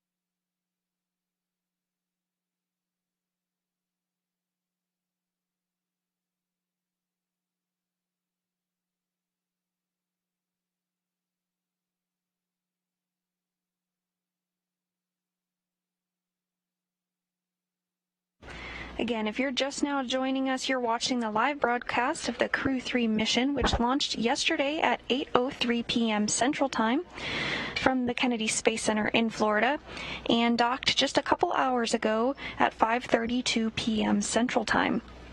Now we're just waiting for the hatch to open up between the Endurance spacecraft and the International Space Station for the crew to ingress or come aboard. Following that, we'll have a welcoming ceremony about 35 minutes after hatch opening. Still tracking hatch opening shortly after 7 p.m. Central Time this evening.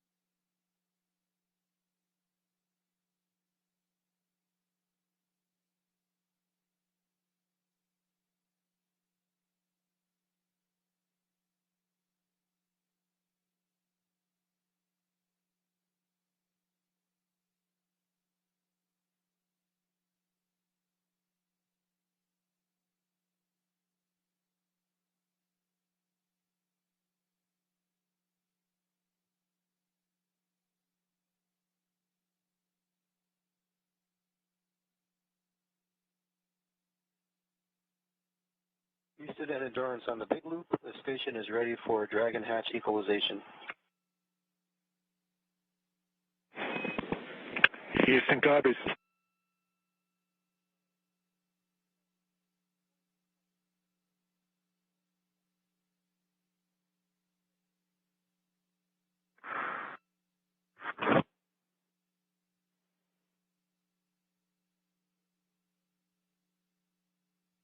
Endurance station on the big loop. Did you copy?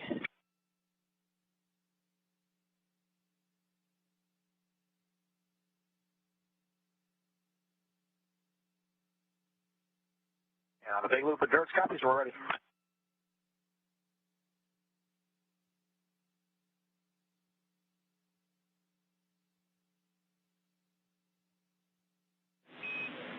And station and endurance, stand by for equalization. We expect it to take about 3 minutes.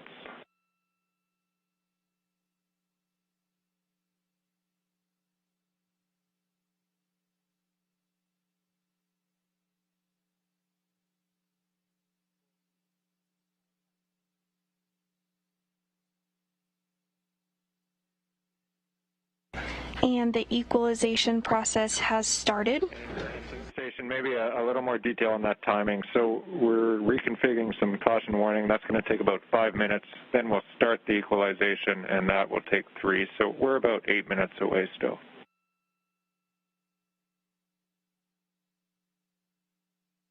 Station copies.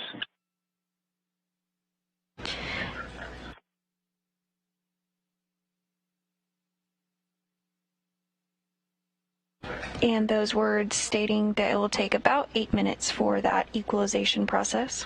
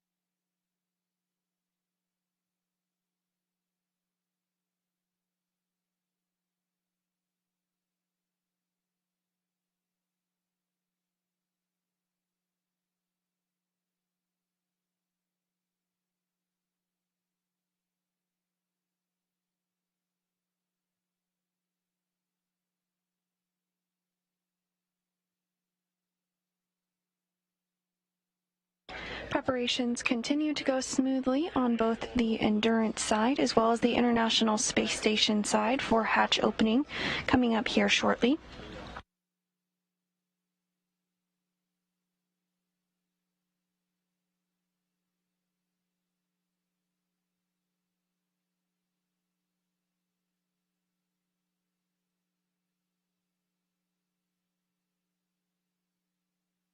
Once the hatch is open, the crew members inside Endurance won't immediately ingress or come aboard the space station. They'll have to work through a couple more procedures first.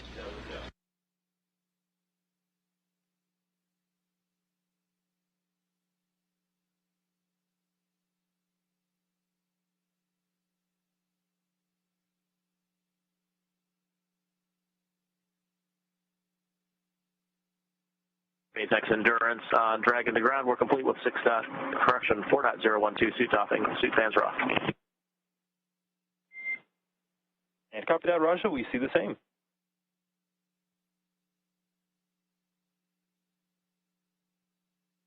For water bottles, we haven't opened any new bags other than the ones we reported before. We're just currently consolidating the empties to take in the trash with us. And copy that. No deltas to the previous report for water consumption.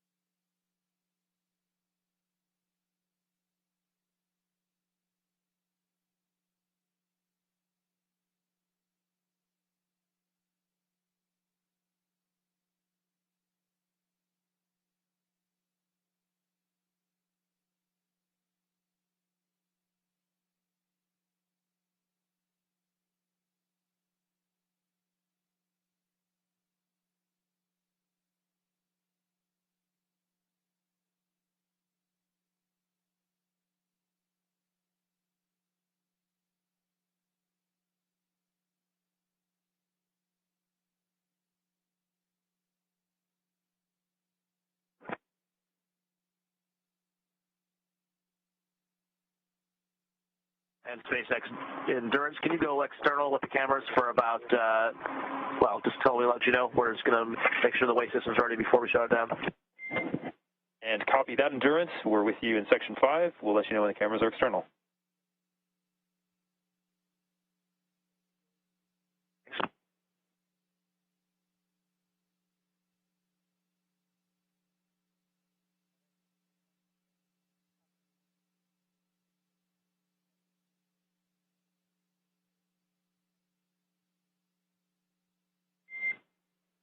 Cameras are external.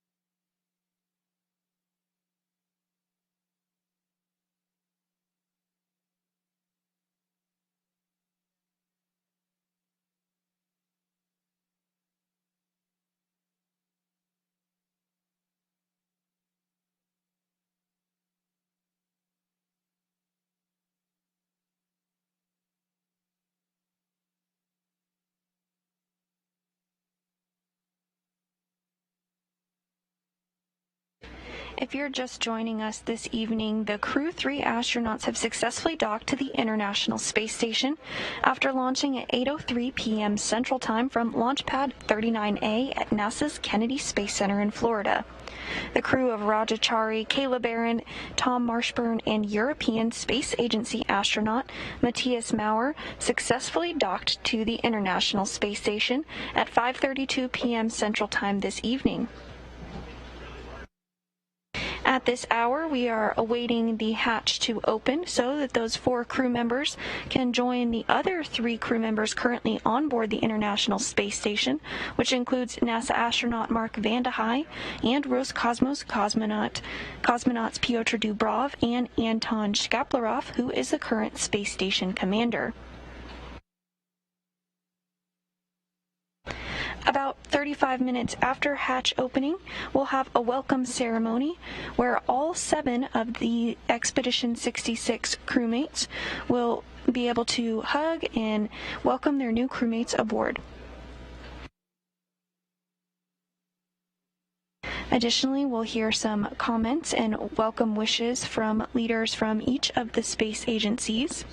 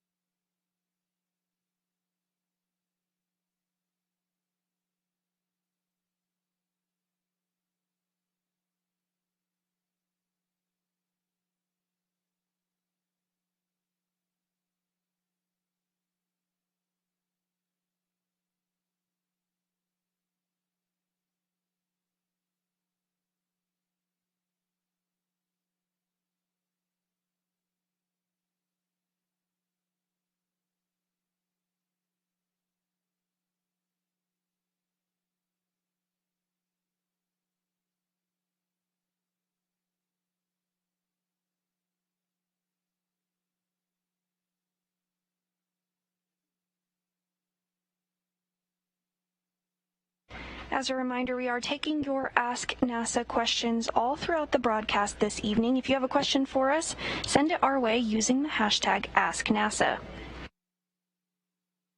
We've received a question asking what are the objectives for the Dragon crew during the next 6 months? Well, this is a very good question, and over the last 21 years, crews aboard the space station have completed over 3,000 scientific and educational experiments, and Crew-3 is prepared to add to that growing number. Once Crew-3 arrives to the space station, they'll spend the next 6 months working in our orbital laboratory, and having more crew members on board significantly expands the amount of research that can be conducted. Not only will the crew be contributing to hundreds of experiments, they'll also be bringing some with them on the Crew Dragon, which has now successfully docked to the International Space Station. One of those is the food physiology investigation, which documents if the effects of dietary improvements will also improve immune function and the gut microbiome, and if those improvements can help crews better adapt to spaceflight. An enhanced understanding of food's effects on physiology and microgravity can help scientists continue to improve the spaceflight diet and crew health. Additionally, in addition to hardware to support new science on board station, Crew Dragon is carrying more than 400 pounds of NASA cargo. This includes crew supplies, spacewalking equipment, and equipment for additional scientific investigations.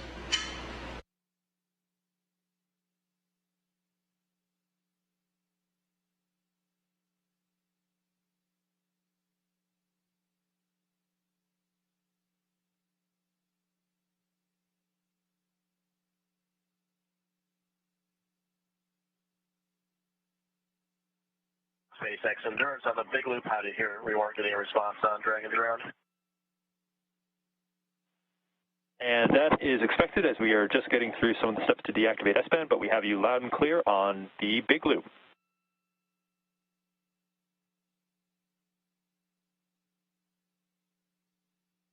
You're welcome to come back internal and just let us know when you're ready for Dragon to ground. We can give you the rest of the water inventory.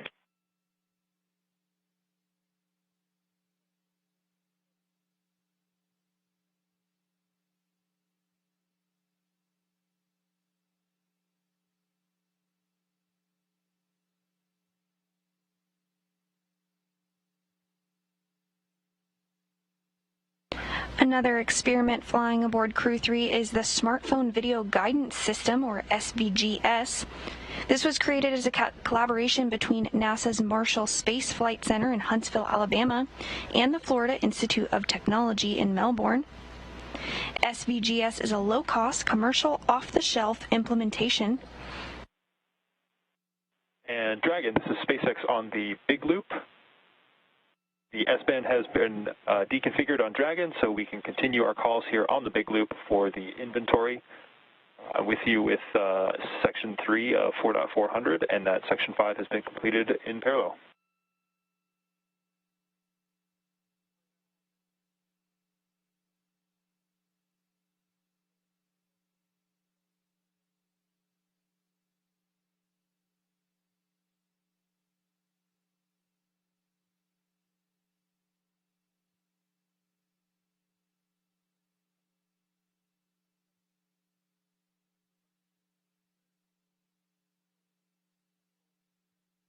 Again, SVGS is a low-cost, commercial, off-the-shelf implementation of advanced sensors designed for automated rendezvous and capture of spacecraft.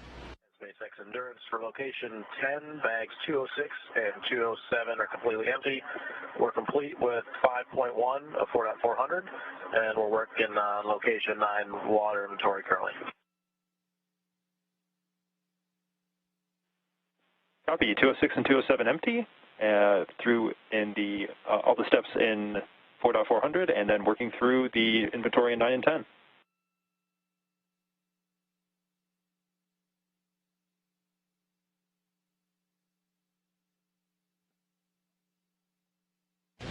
To learn more about these and thousands of research projects that have taken place aboard the space station, go to nasa.gov/ISS Science.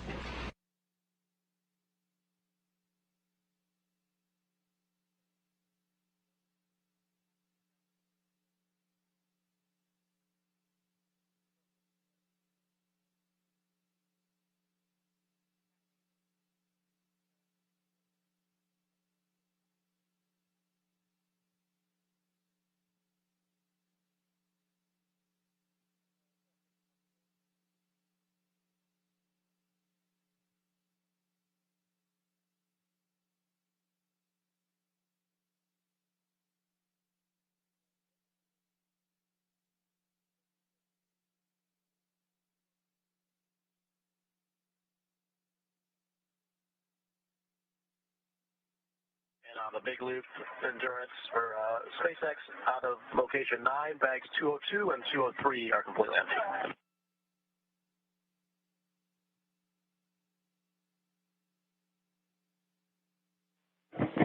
And copy that, Raja. 202 and 203 are empty.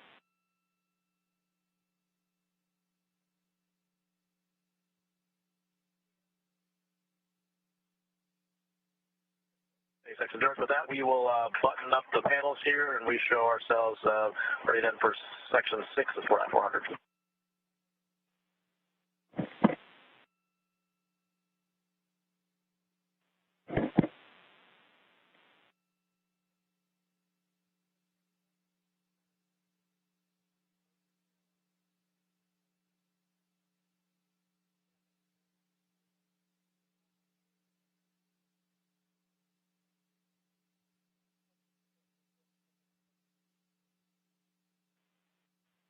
And Endurance, this is SpaceX on the big loop. You can follow along with us in step 6.2 of 4.400 as we configure Dragon to hatch open prep.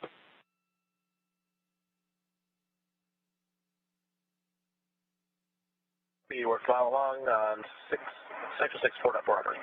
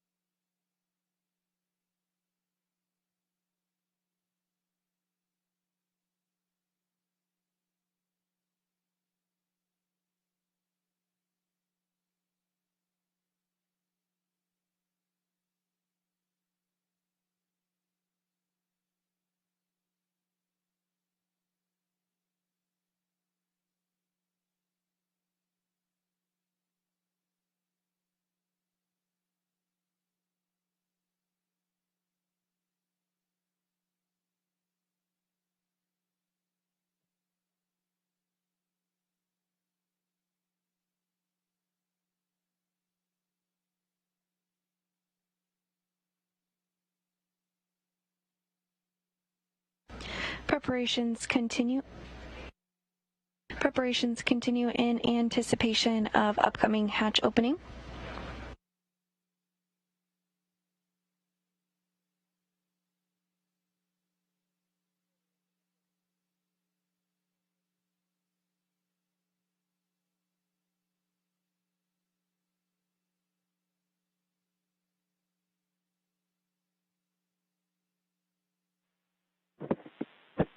Endurance, SpaceX on the big loop. You have a go for hatch opening per the decal, followed by the remaining actions in procedure 4.400, section 6. Big loop Endurance copies go for hatch opening, and then the remainder of section 6, 4.400.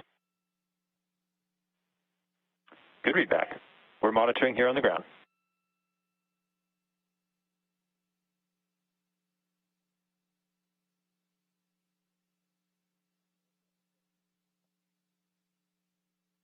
And great news with that go for hatch opening. We should be seeing the crew float aboard the International Space Station here shortly. They're working to open up the hatch on the Endurance side.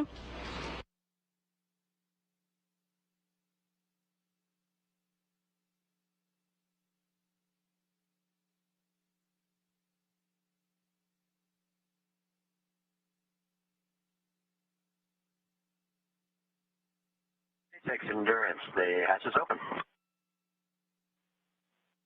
Copy. We see the same.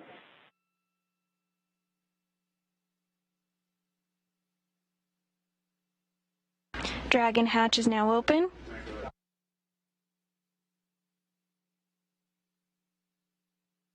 And we can start to see the crew members inside Endurance.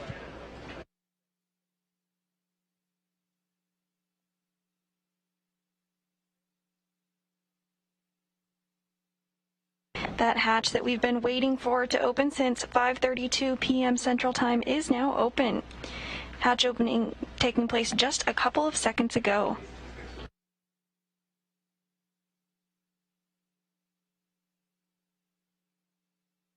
The hatch is open, but the Crew-3 astronauts will need to work through a few more steps before they can ingress the International Space Station. We're complete with 400 on the big loop, ready for hatch crossing, if you are.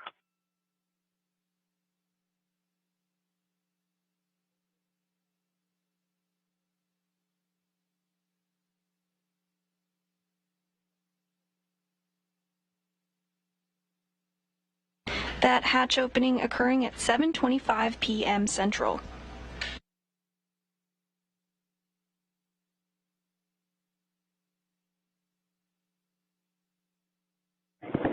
And Endurance, this is SpaceX on the big loop. You are go for hatch crossing.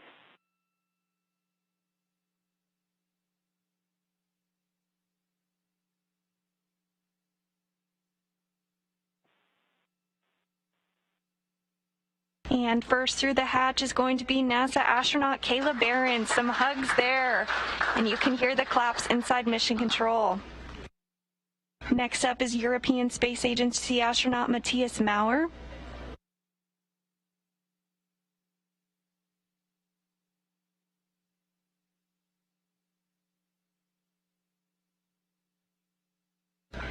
And now we have NASA astronaut Thomas Marshburn.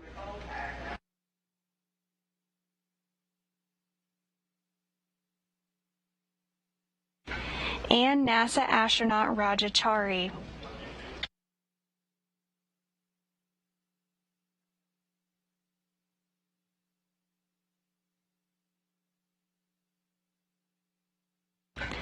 Lots of hugs and smiles here.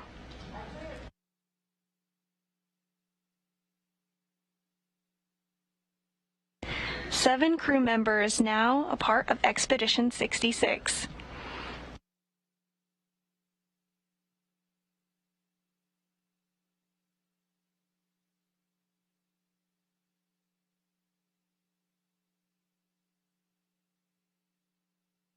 And you can really see and feel the excitement by the looks on the crew's faces.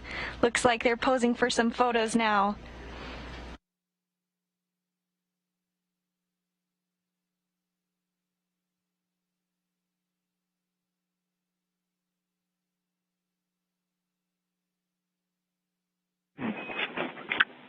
Welcome to Station Crew-3. You guys look great in that photo.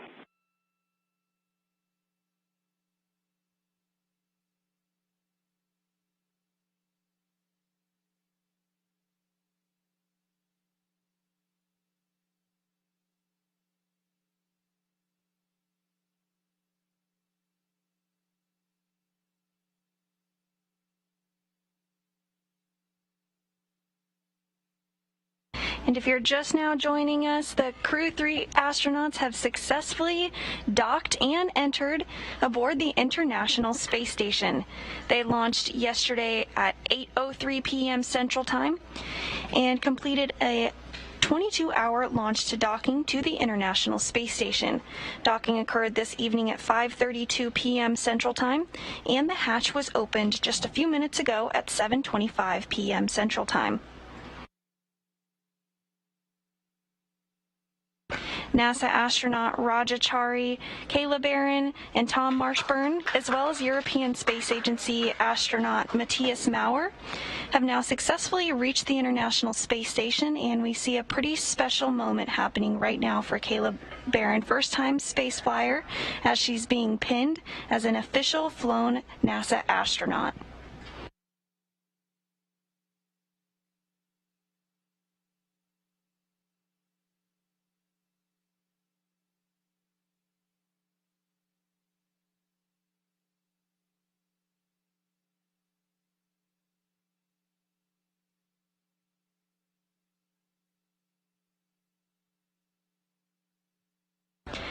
Next up is European Space Agency astronaut Tom Marshburn, also a first-time flyer. Excuse me, that is European Space Agency astronaut Matthias Maurer being pinned by NASA astronaut Tom Marshburn.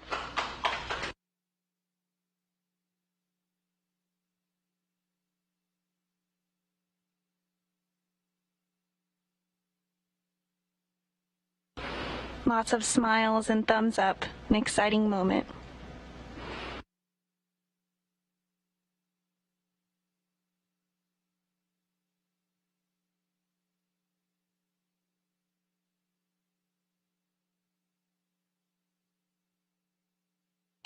And the third first-time space flyer, commander of the SpaceX Endurance vehicle, Chari, getting his pin.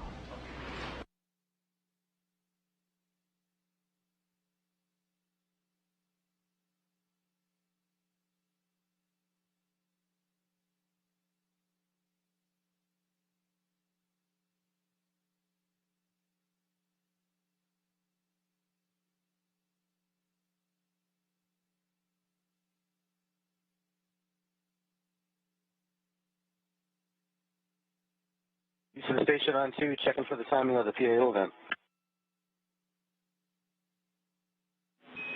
Just about to hand over, Mark. I'll catch you on the other side.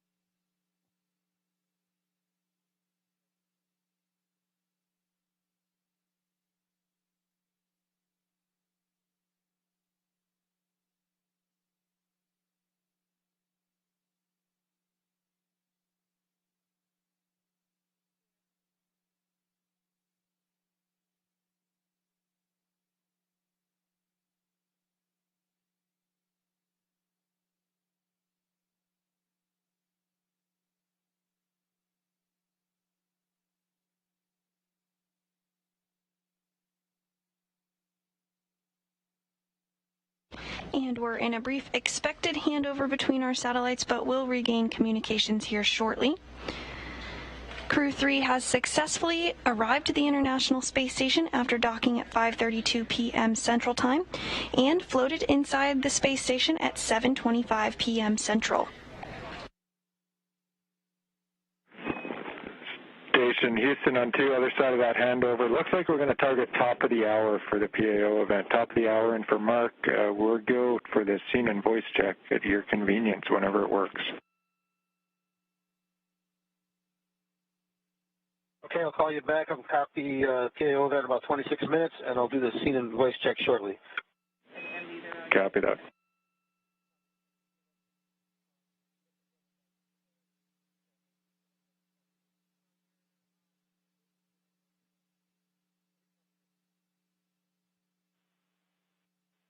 And Endurance crew, comm check with core here on Space to Ground 2.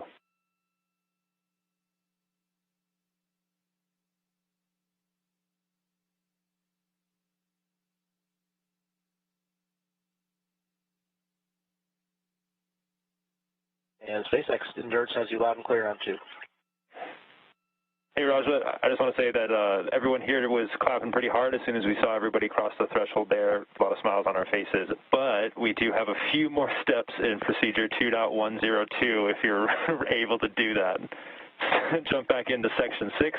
Our main one is going to be sealing up that LIO cube in section in that 2.102. Yeah, we'll jump into section 6 and get working on the LIO.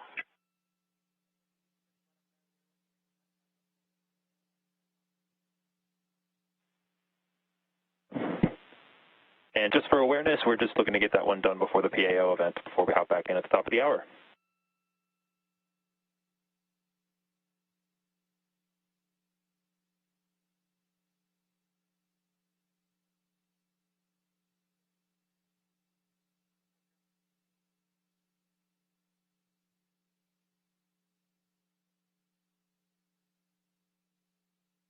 We're now targeting a welcome ceremony to begin at 8 p.m. Central Time this evening.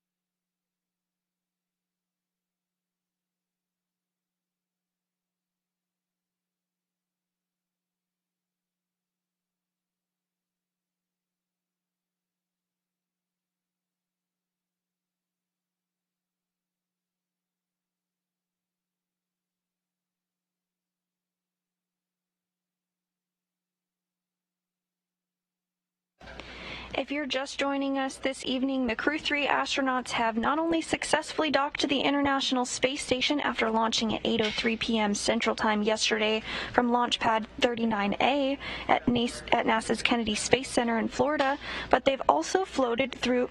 Installation complete. Go for IMV fan activation. Houston copies. Thanks, Kayla.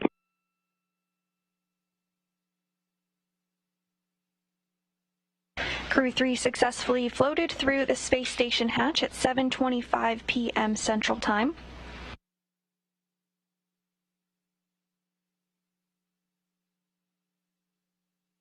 Following a dock at 5:32 p.m. Central Time. At this time, we're waiting on a welcoming ceremony to begin at 8 p.m. Central Time. The crew on board the International Space Station is going to complete a scene and voice check to make sure everything checks out on the ground before the welcoming ceremony takes place.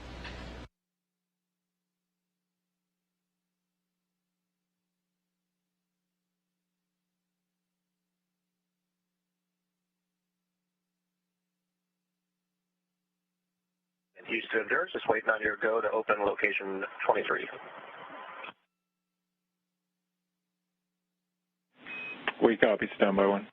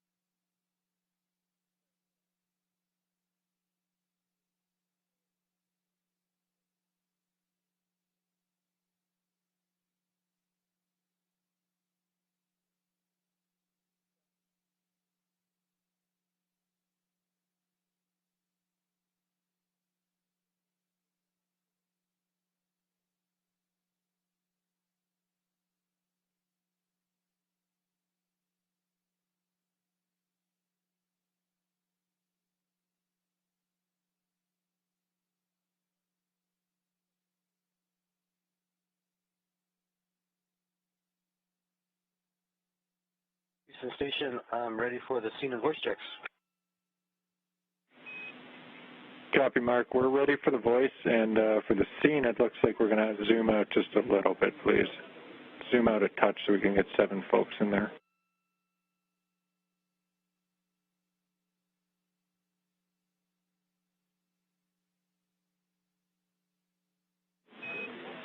And Endurance, this is Houston on the big loop. Raja, your go for 6.1. Go to open location 23.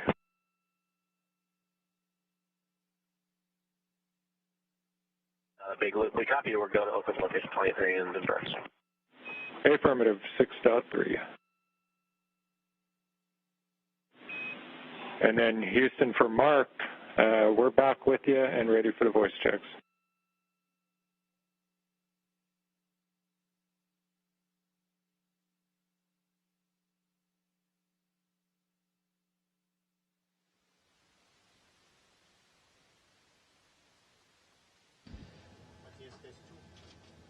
This is the voice check. 1, 2, 3, 4, 5, 6, 7, 8, 9, 10.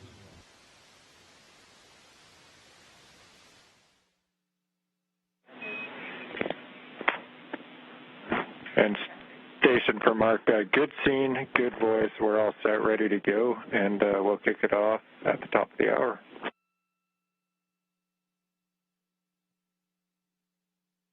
Copy, thumbs up.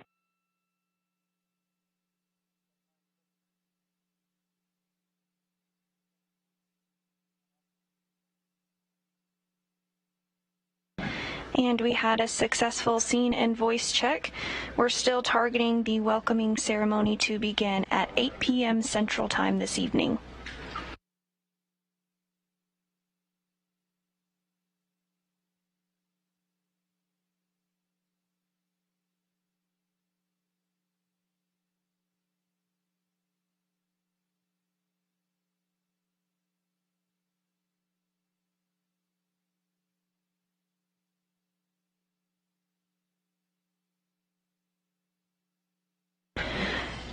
On your screen, you can see in the bottom right is NASA astronaut Mark Vande Hei. He did a lot of preparations ahead of hatch opening.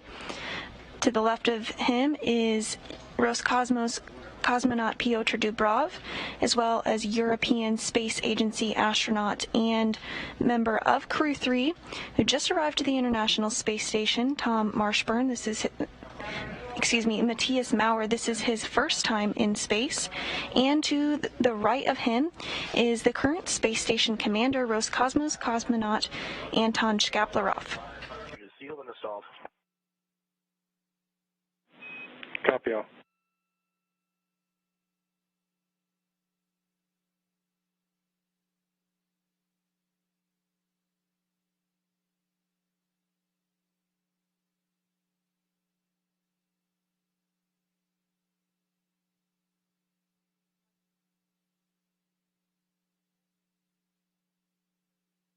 Houston Station on 2 concerning T2 harnesses. Go ahead on 2. Yeah, I put the harnesses for the Crew-3 folks next to T2 this morning, except I did not find the harness for Marshburn. Can you tell me where to find that? And we're checking on that now. Not sure we're going to have an answer ASAP, but we're asking the question.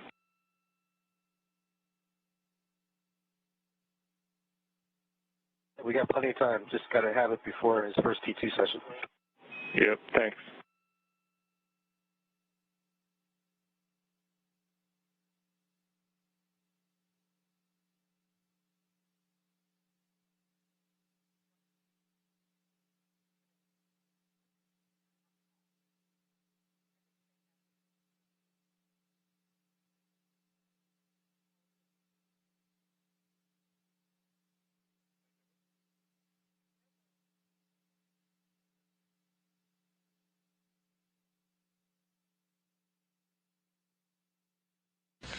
We're now just 15 minutes away from a welcoming ceremony.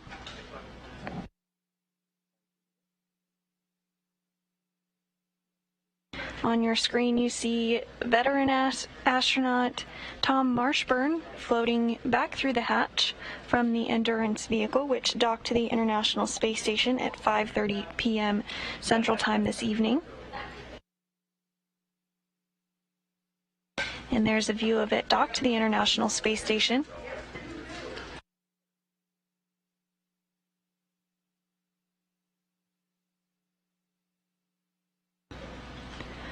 The crew on board is working on some final procedures to get everything squared away before the welcoming ceremony begins at 8 p.m. Central Time this evening.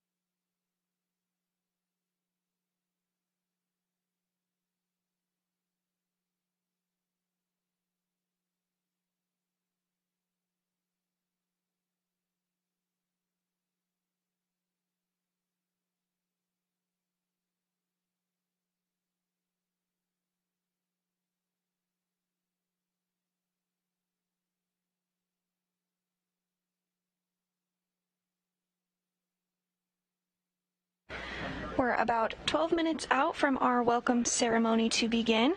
If you do have any more Ask NASA questions, be sure to send them our way and we'll answer them before the welcoming ceremony begins.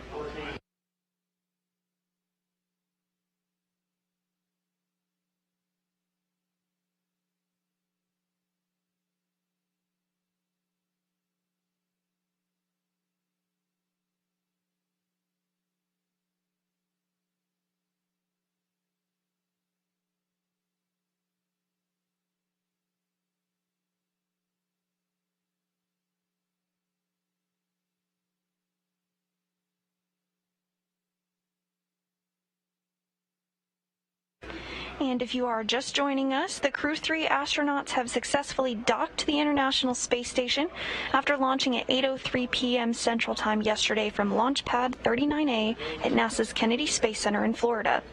The crew of Chari, Kayla Barron, Thomas Marshburn, and European Space Agency astronaut Matthias Maurer docked to the orbital outpost at 5:32 p.m. Central Time this evening. And following docking, they floated aboard at 7:25 p.m. Central Time, officially welcoming them as members of the Expedition 66 crew. There's now 7 human beings living and working aboard the International Space Station, including the 4 Crew-3 astronauts, as well as NASA astronaut Mark Vande Hei and Roscosmos cosmonauts Pyotr Dubrov and Anton Shkaplerov, who is the current space station commander.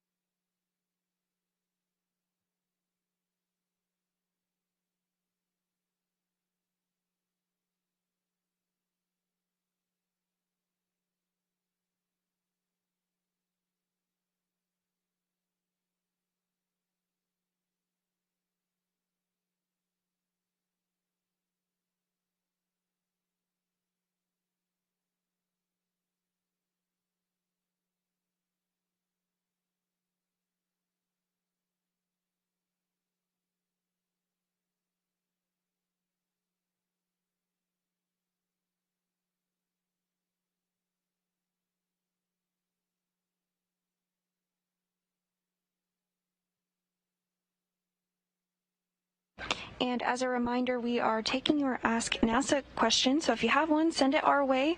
We're just a few minutes away from the welcoming ceremony to begin at 8 p.m. Central Time, but we did get a question about the zero-G indicator for Endurance, asking what the name of the zero-G indicator was and what the zero-G indicator was.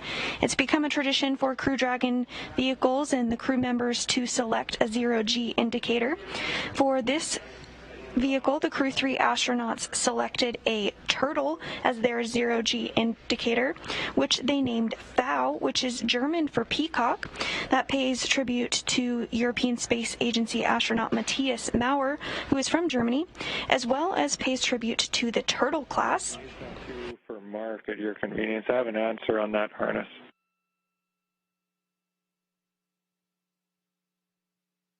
Go ahead on 2. I'll get you in 5 seconds, 10 seconds, 20 seconds on the other side of the handover.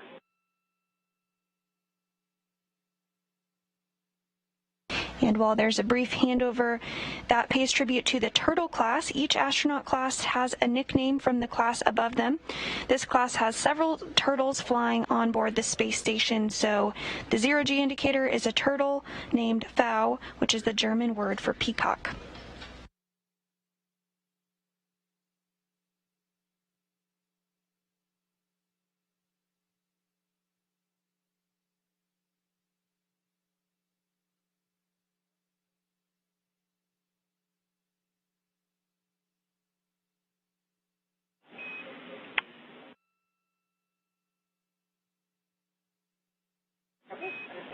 And Station Houston to Mark, we found an answer. His harness flew up on Crew-3. It's in Dragon. It's going to be unpacked on Saturday. But if you need it before that, you could grab it. It's step 5 in the unpack message of StoTrack. Okay, thanks much.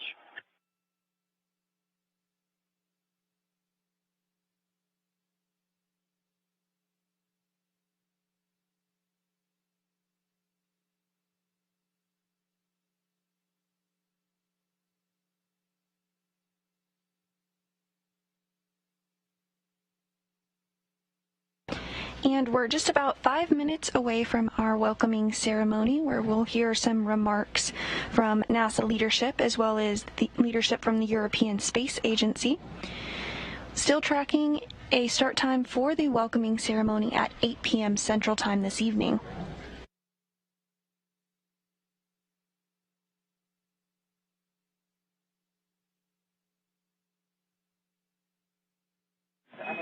And Station Houston 2, no reply needed, but we're 4 minutes out from the PAO event.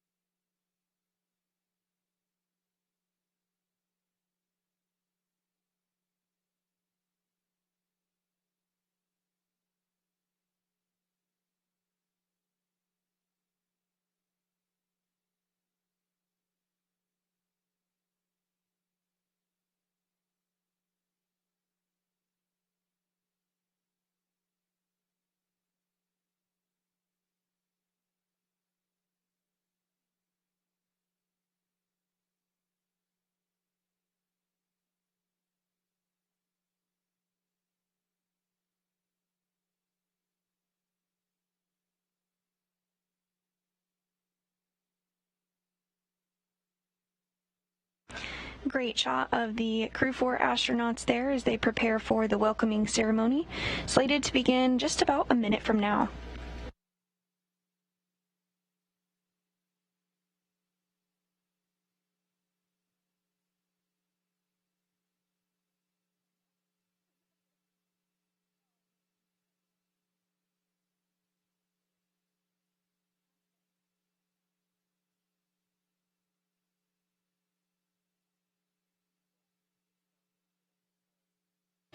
From left to right of your Crew-3 astronauts are NASA astronaut Thomas Marshburn, NASA astronaut Kayla Barron, NASA astronaut Chari, and European Space Agency astronaut Matthias Maurer. Floating into the frame now is NASA astronaut Mark Van de Hei.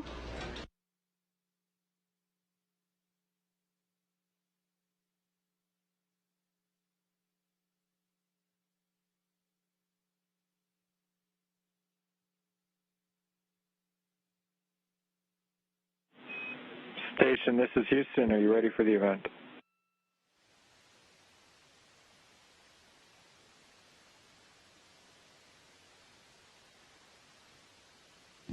We are not quite ready for the event. We've got to get the space station commander. No problem. Standing by.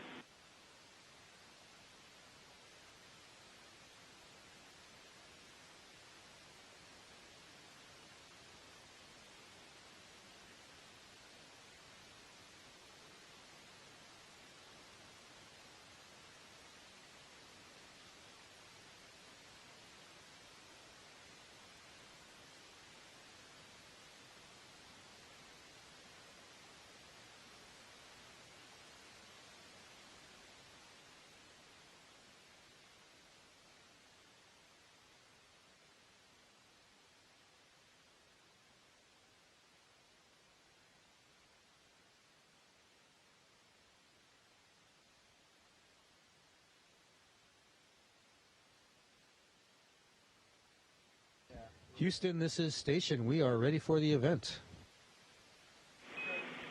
We copy, Station. Associate Administrator Kathy Leaders, please call the International Space Station for a voice check. Hello, can you hear me? Yes, ma'am, we can definitely hear you. Greetings. Greetings.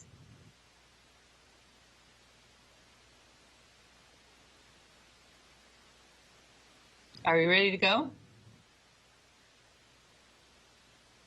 Let's do it. I'm not sure if we're supposed to start talking first or if you're going to talk first. Okay. I'll get started and then you guys can follow. Okay, hey, you know, tonight's docking was a perfect way for us to finish up what has been our 10-year anniversary year for the Commercial Crew program. And I don't know about you guys, but it feels like the last 2 weeks have been pretty crazy for me. And I know you guys are probably real happy to be out of crew quarters. I told Norm Knight last night we were rescuing him from crew quarters with this launch. And I know you guys, I know Mark, you're waiting patiently for them to come, enjoying a few days of a little bit of quiet before the next round of folks coming up. But boy, is it good to see you. So, Raja, I'm hearing, you know, you're here leading the turtles, and you have the turtle there. And as you know, I'm so happy to, in particular, to see you there after all your work doing the joint test team. So after you come back, it'll be good to hear how the vehicle operated for you with all the work that you did. And it's so fantastic to see Matthias, Kayla, and Tom there with you safely. So we can't wait to see all the work you all are going to accomplish. And I'm looking forward to many, many more amazing experiences to come over the next 6 months while you all are there. Thank you again for your service. I loved, Roger, what you said yesterday when we're getting ready for launch. And you said, you know, we're hoping for a Halloween launch, but it's even cooler right now to be able to launch and dock on Veterans Day. And it is a great way for us to honor our veterans. Thank you.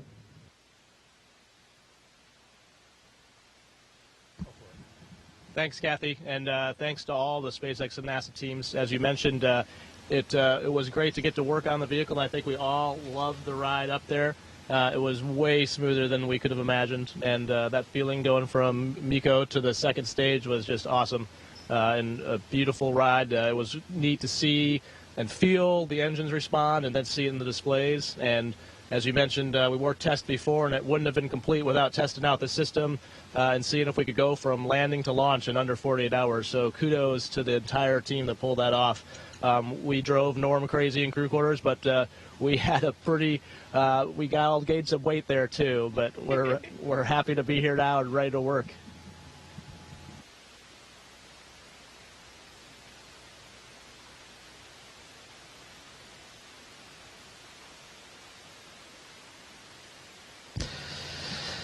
Hi colleagues, I'm very proud to be commander of this great team. We are start to fly together, and I know in the future we'll have the beautiful days on orbit together. We'll work together and relax together.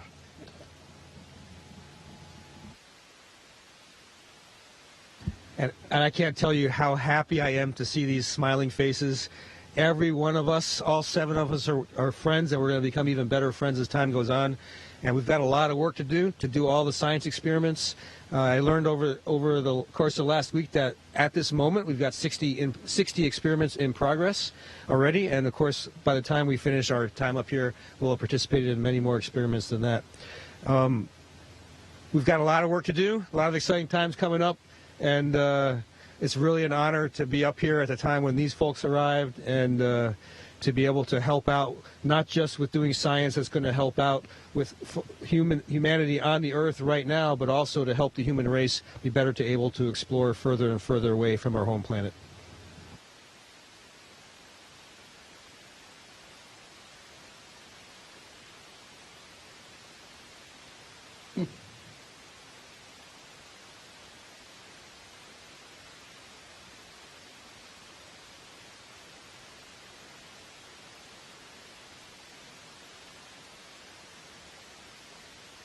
Thank you, Mrs. Leaders. We now welcome ESA Director General Joseph Aschbacher. Please call station for a voice check. Station, this is Joseph Aschbacher. How do you hear me?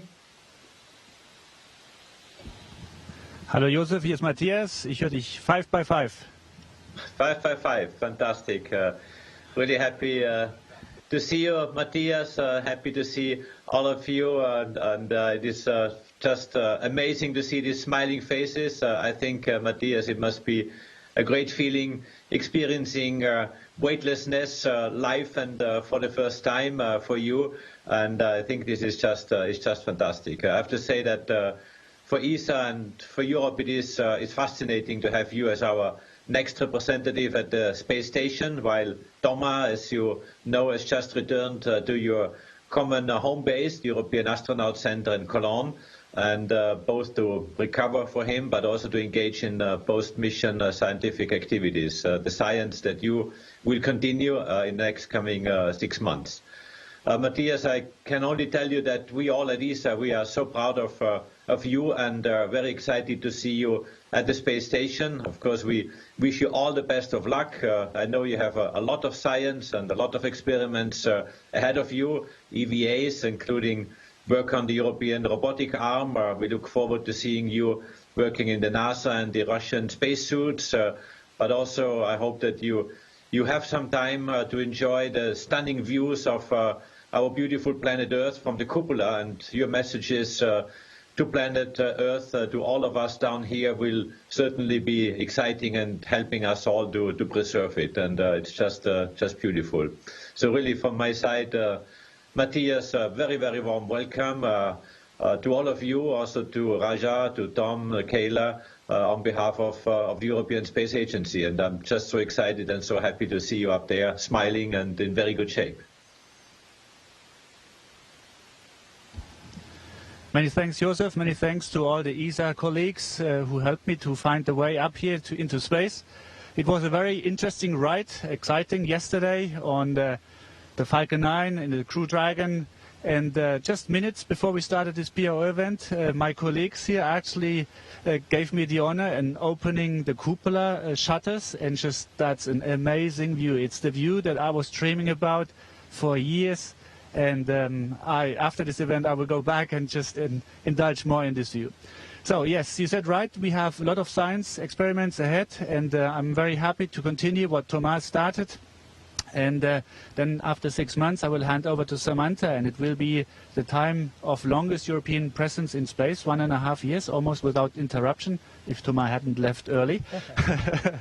And yes, we strive to provide all the science experiments that all the scientists on the ground are hoping for. Thank you very much.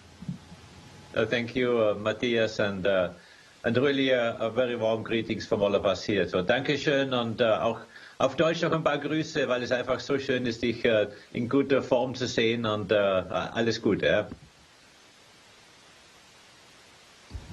Ganz herzlichen Dank und ganz, ganz liebe Grüße natürlich auch an alle in Deutschland, in Europa, die das hier möglich gemacht haben. Natürlich auch besonders meine Freunde und Familie. Danke.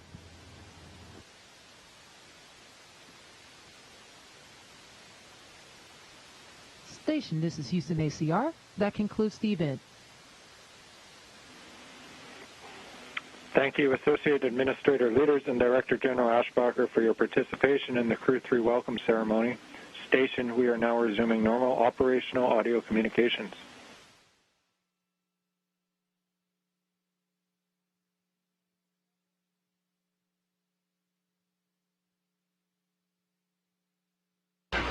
Wow, what an incredible few hours it has been. It is so great to see the Crew-3 astronauts on board. They were just welcomed by leaders from each of the space agencies that represent the crew members of Endurance. First, we heard from Kathy Leaders, the Associate Administrator of Space Operations Mission Directorate at NASA, and then we heard some remarks from Joseph Aschbacher, the European Space Agency Director General. Each of them talked about what it took us to get to this moment to welcome 4 new astronauts to the International Space Station, bringing the current population of the space station to 7 human beings as part of the Expedition 66 mission. It's been an incredible 24 hours for Crew-3, and we are thrilled to see them safely on board the International Space Station. We've been with you from the very beginning, starting with the crew suiting up in the suit-up room at the ONC building. The crew then headed to the launch pad and made their way up the service fixed structure and ingressed the Crew Dragon Endurance. We had an on-time liftoff yesterday at 8:03 p.m. Central Time. Following liftoff, the first stage separated and came back to Earth, landing on the recovery ship, while Dragon separated from the second stage. We had a good nose cone deploy, and 5 major burns took place as Dragon made its way to the space station. Finally, Endurance and its 4-person crew docked to the International Space Station at 5:32 p.m. Central Time, and the crew members floated through the hatch at 7:25 p.m. Central Time, officially bringing them to their new home for the next 6 months in space. It's been an incredible 24 hours watching this mission, and on behalf of SpaceX and NASA, thank you for watching it all unfold with us. The 3rd rotational crew mission has reached the International Space Station and will spend approximately 6 months docked to the space station until it's time for the crew to return home. Now that Crew-3 has successfully arrived to the International Space Station, be sure to follow NASA and SpaceX on social media for real-time updates throughout their mission. Thanks again for watching our coverage. Go NASA, go SpaceX, and go Crew-3. This is Mission Control Houston.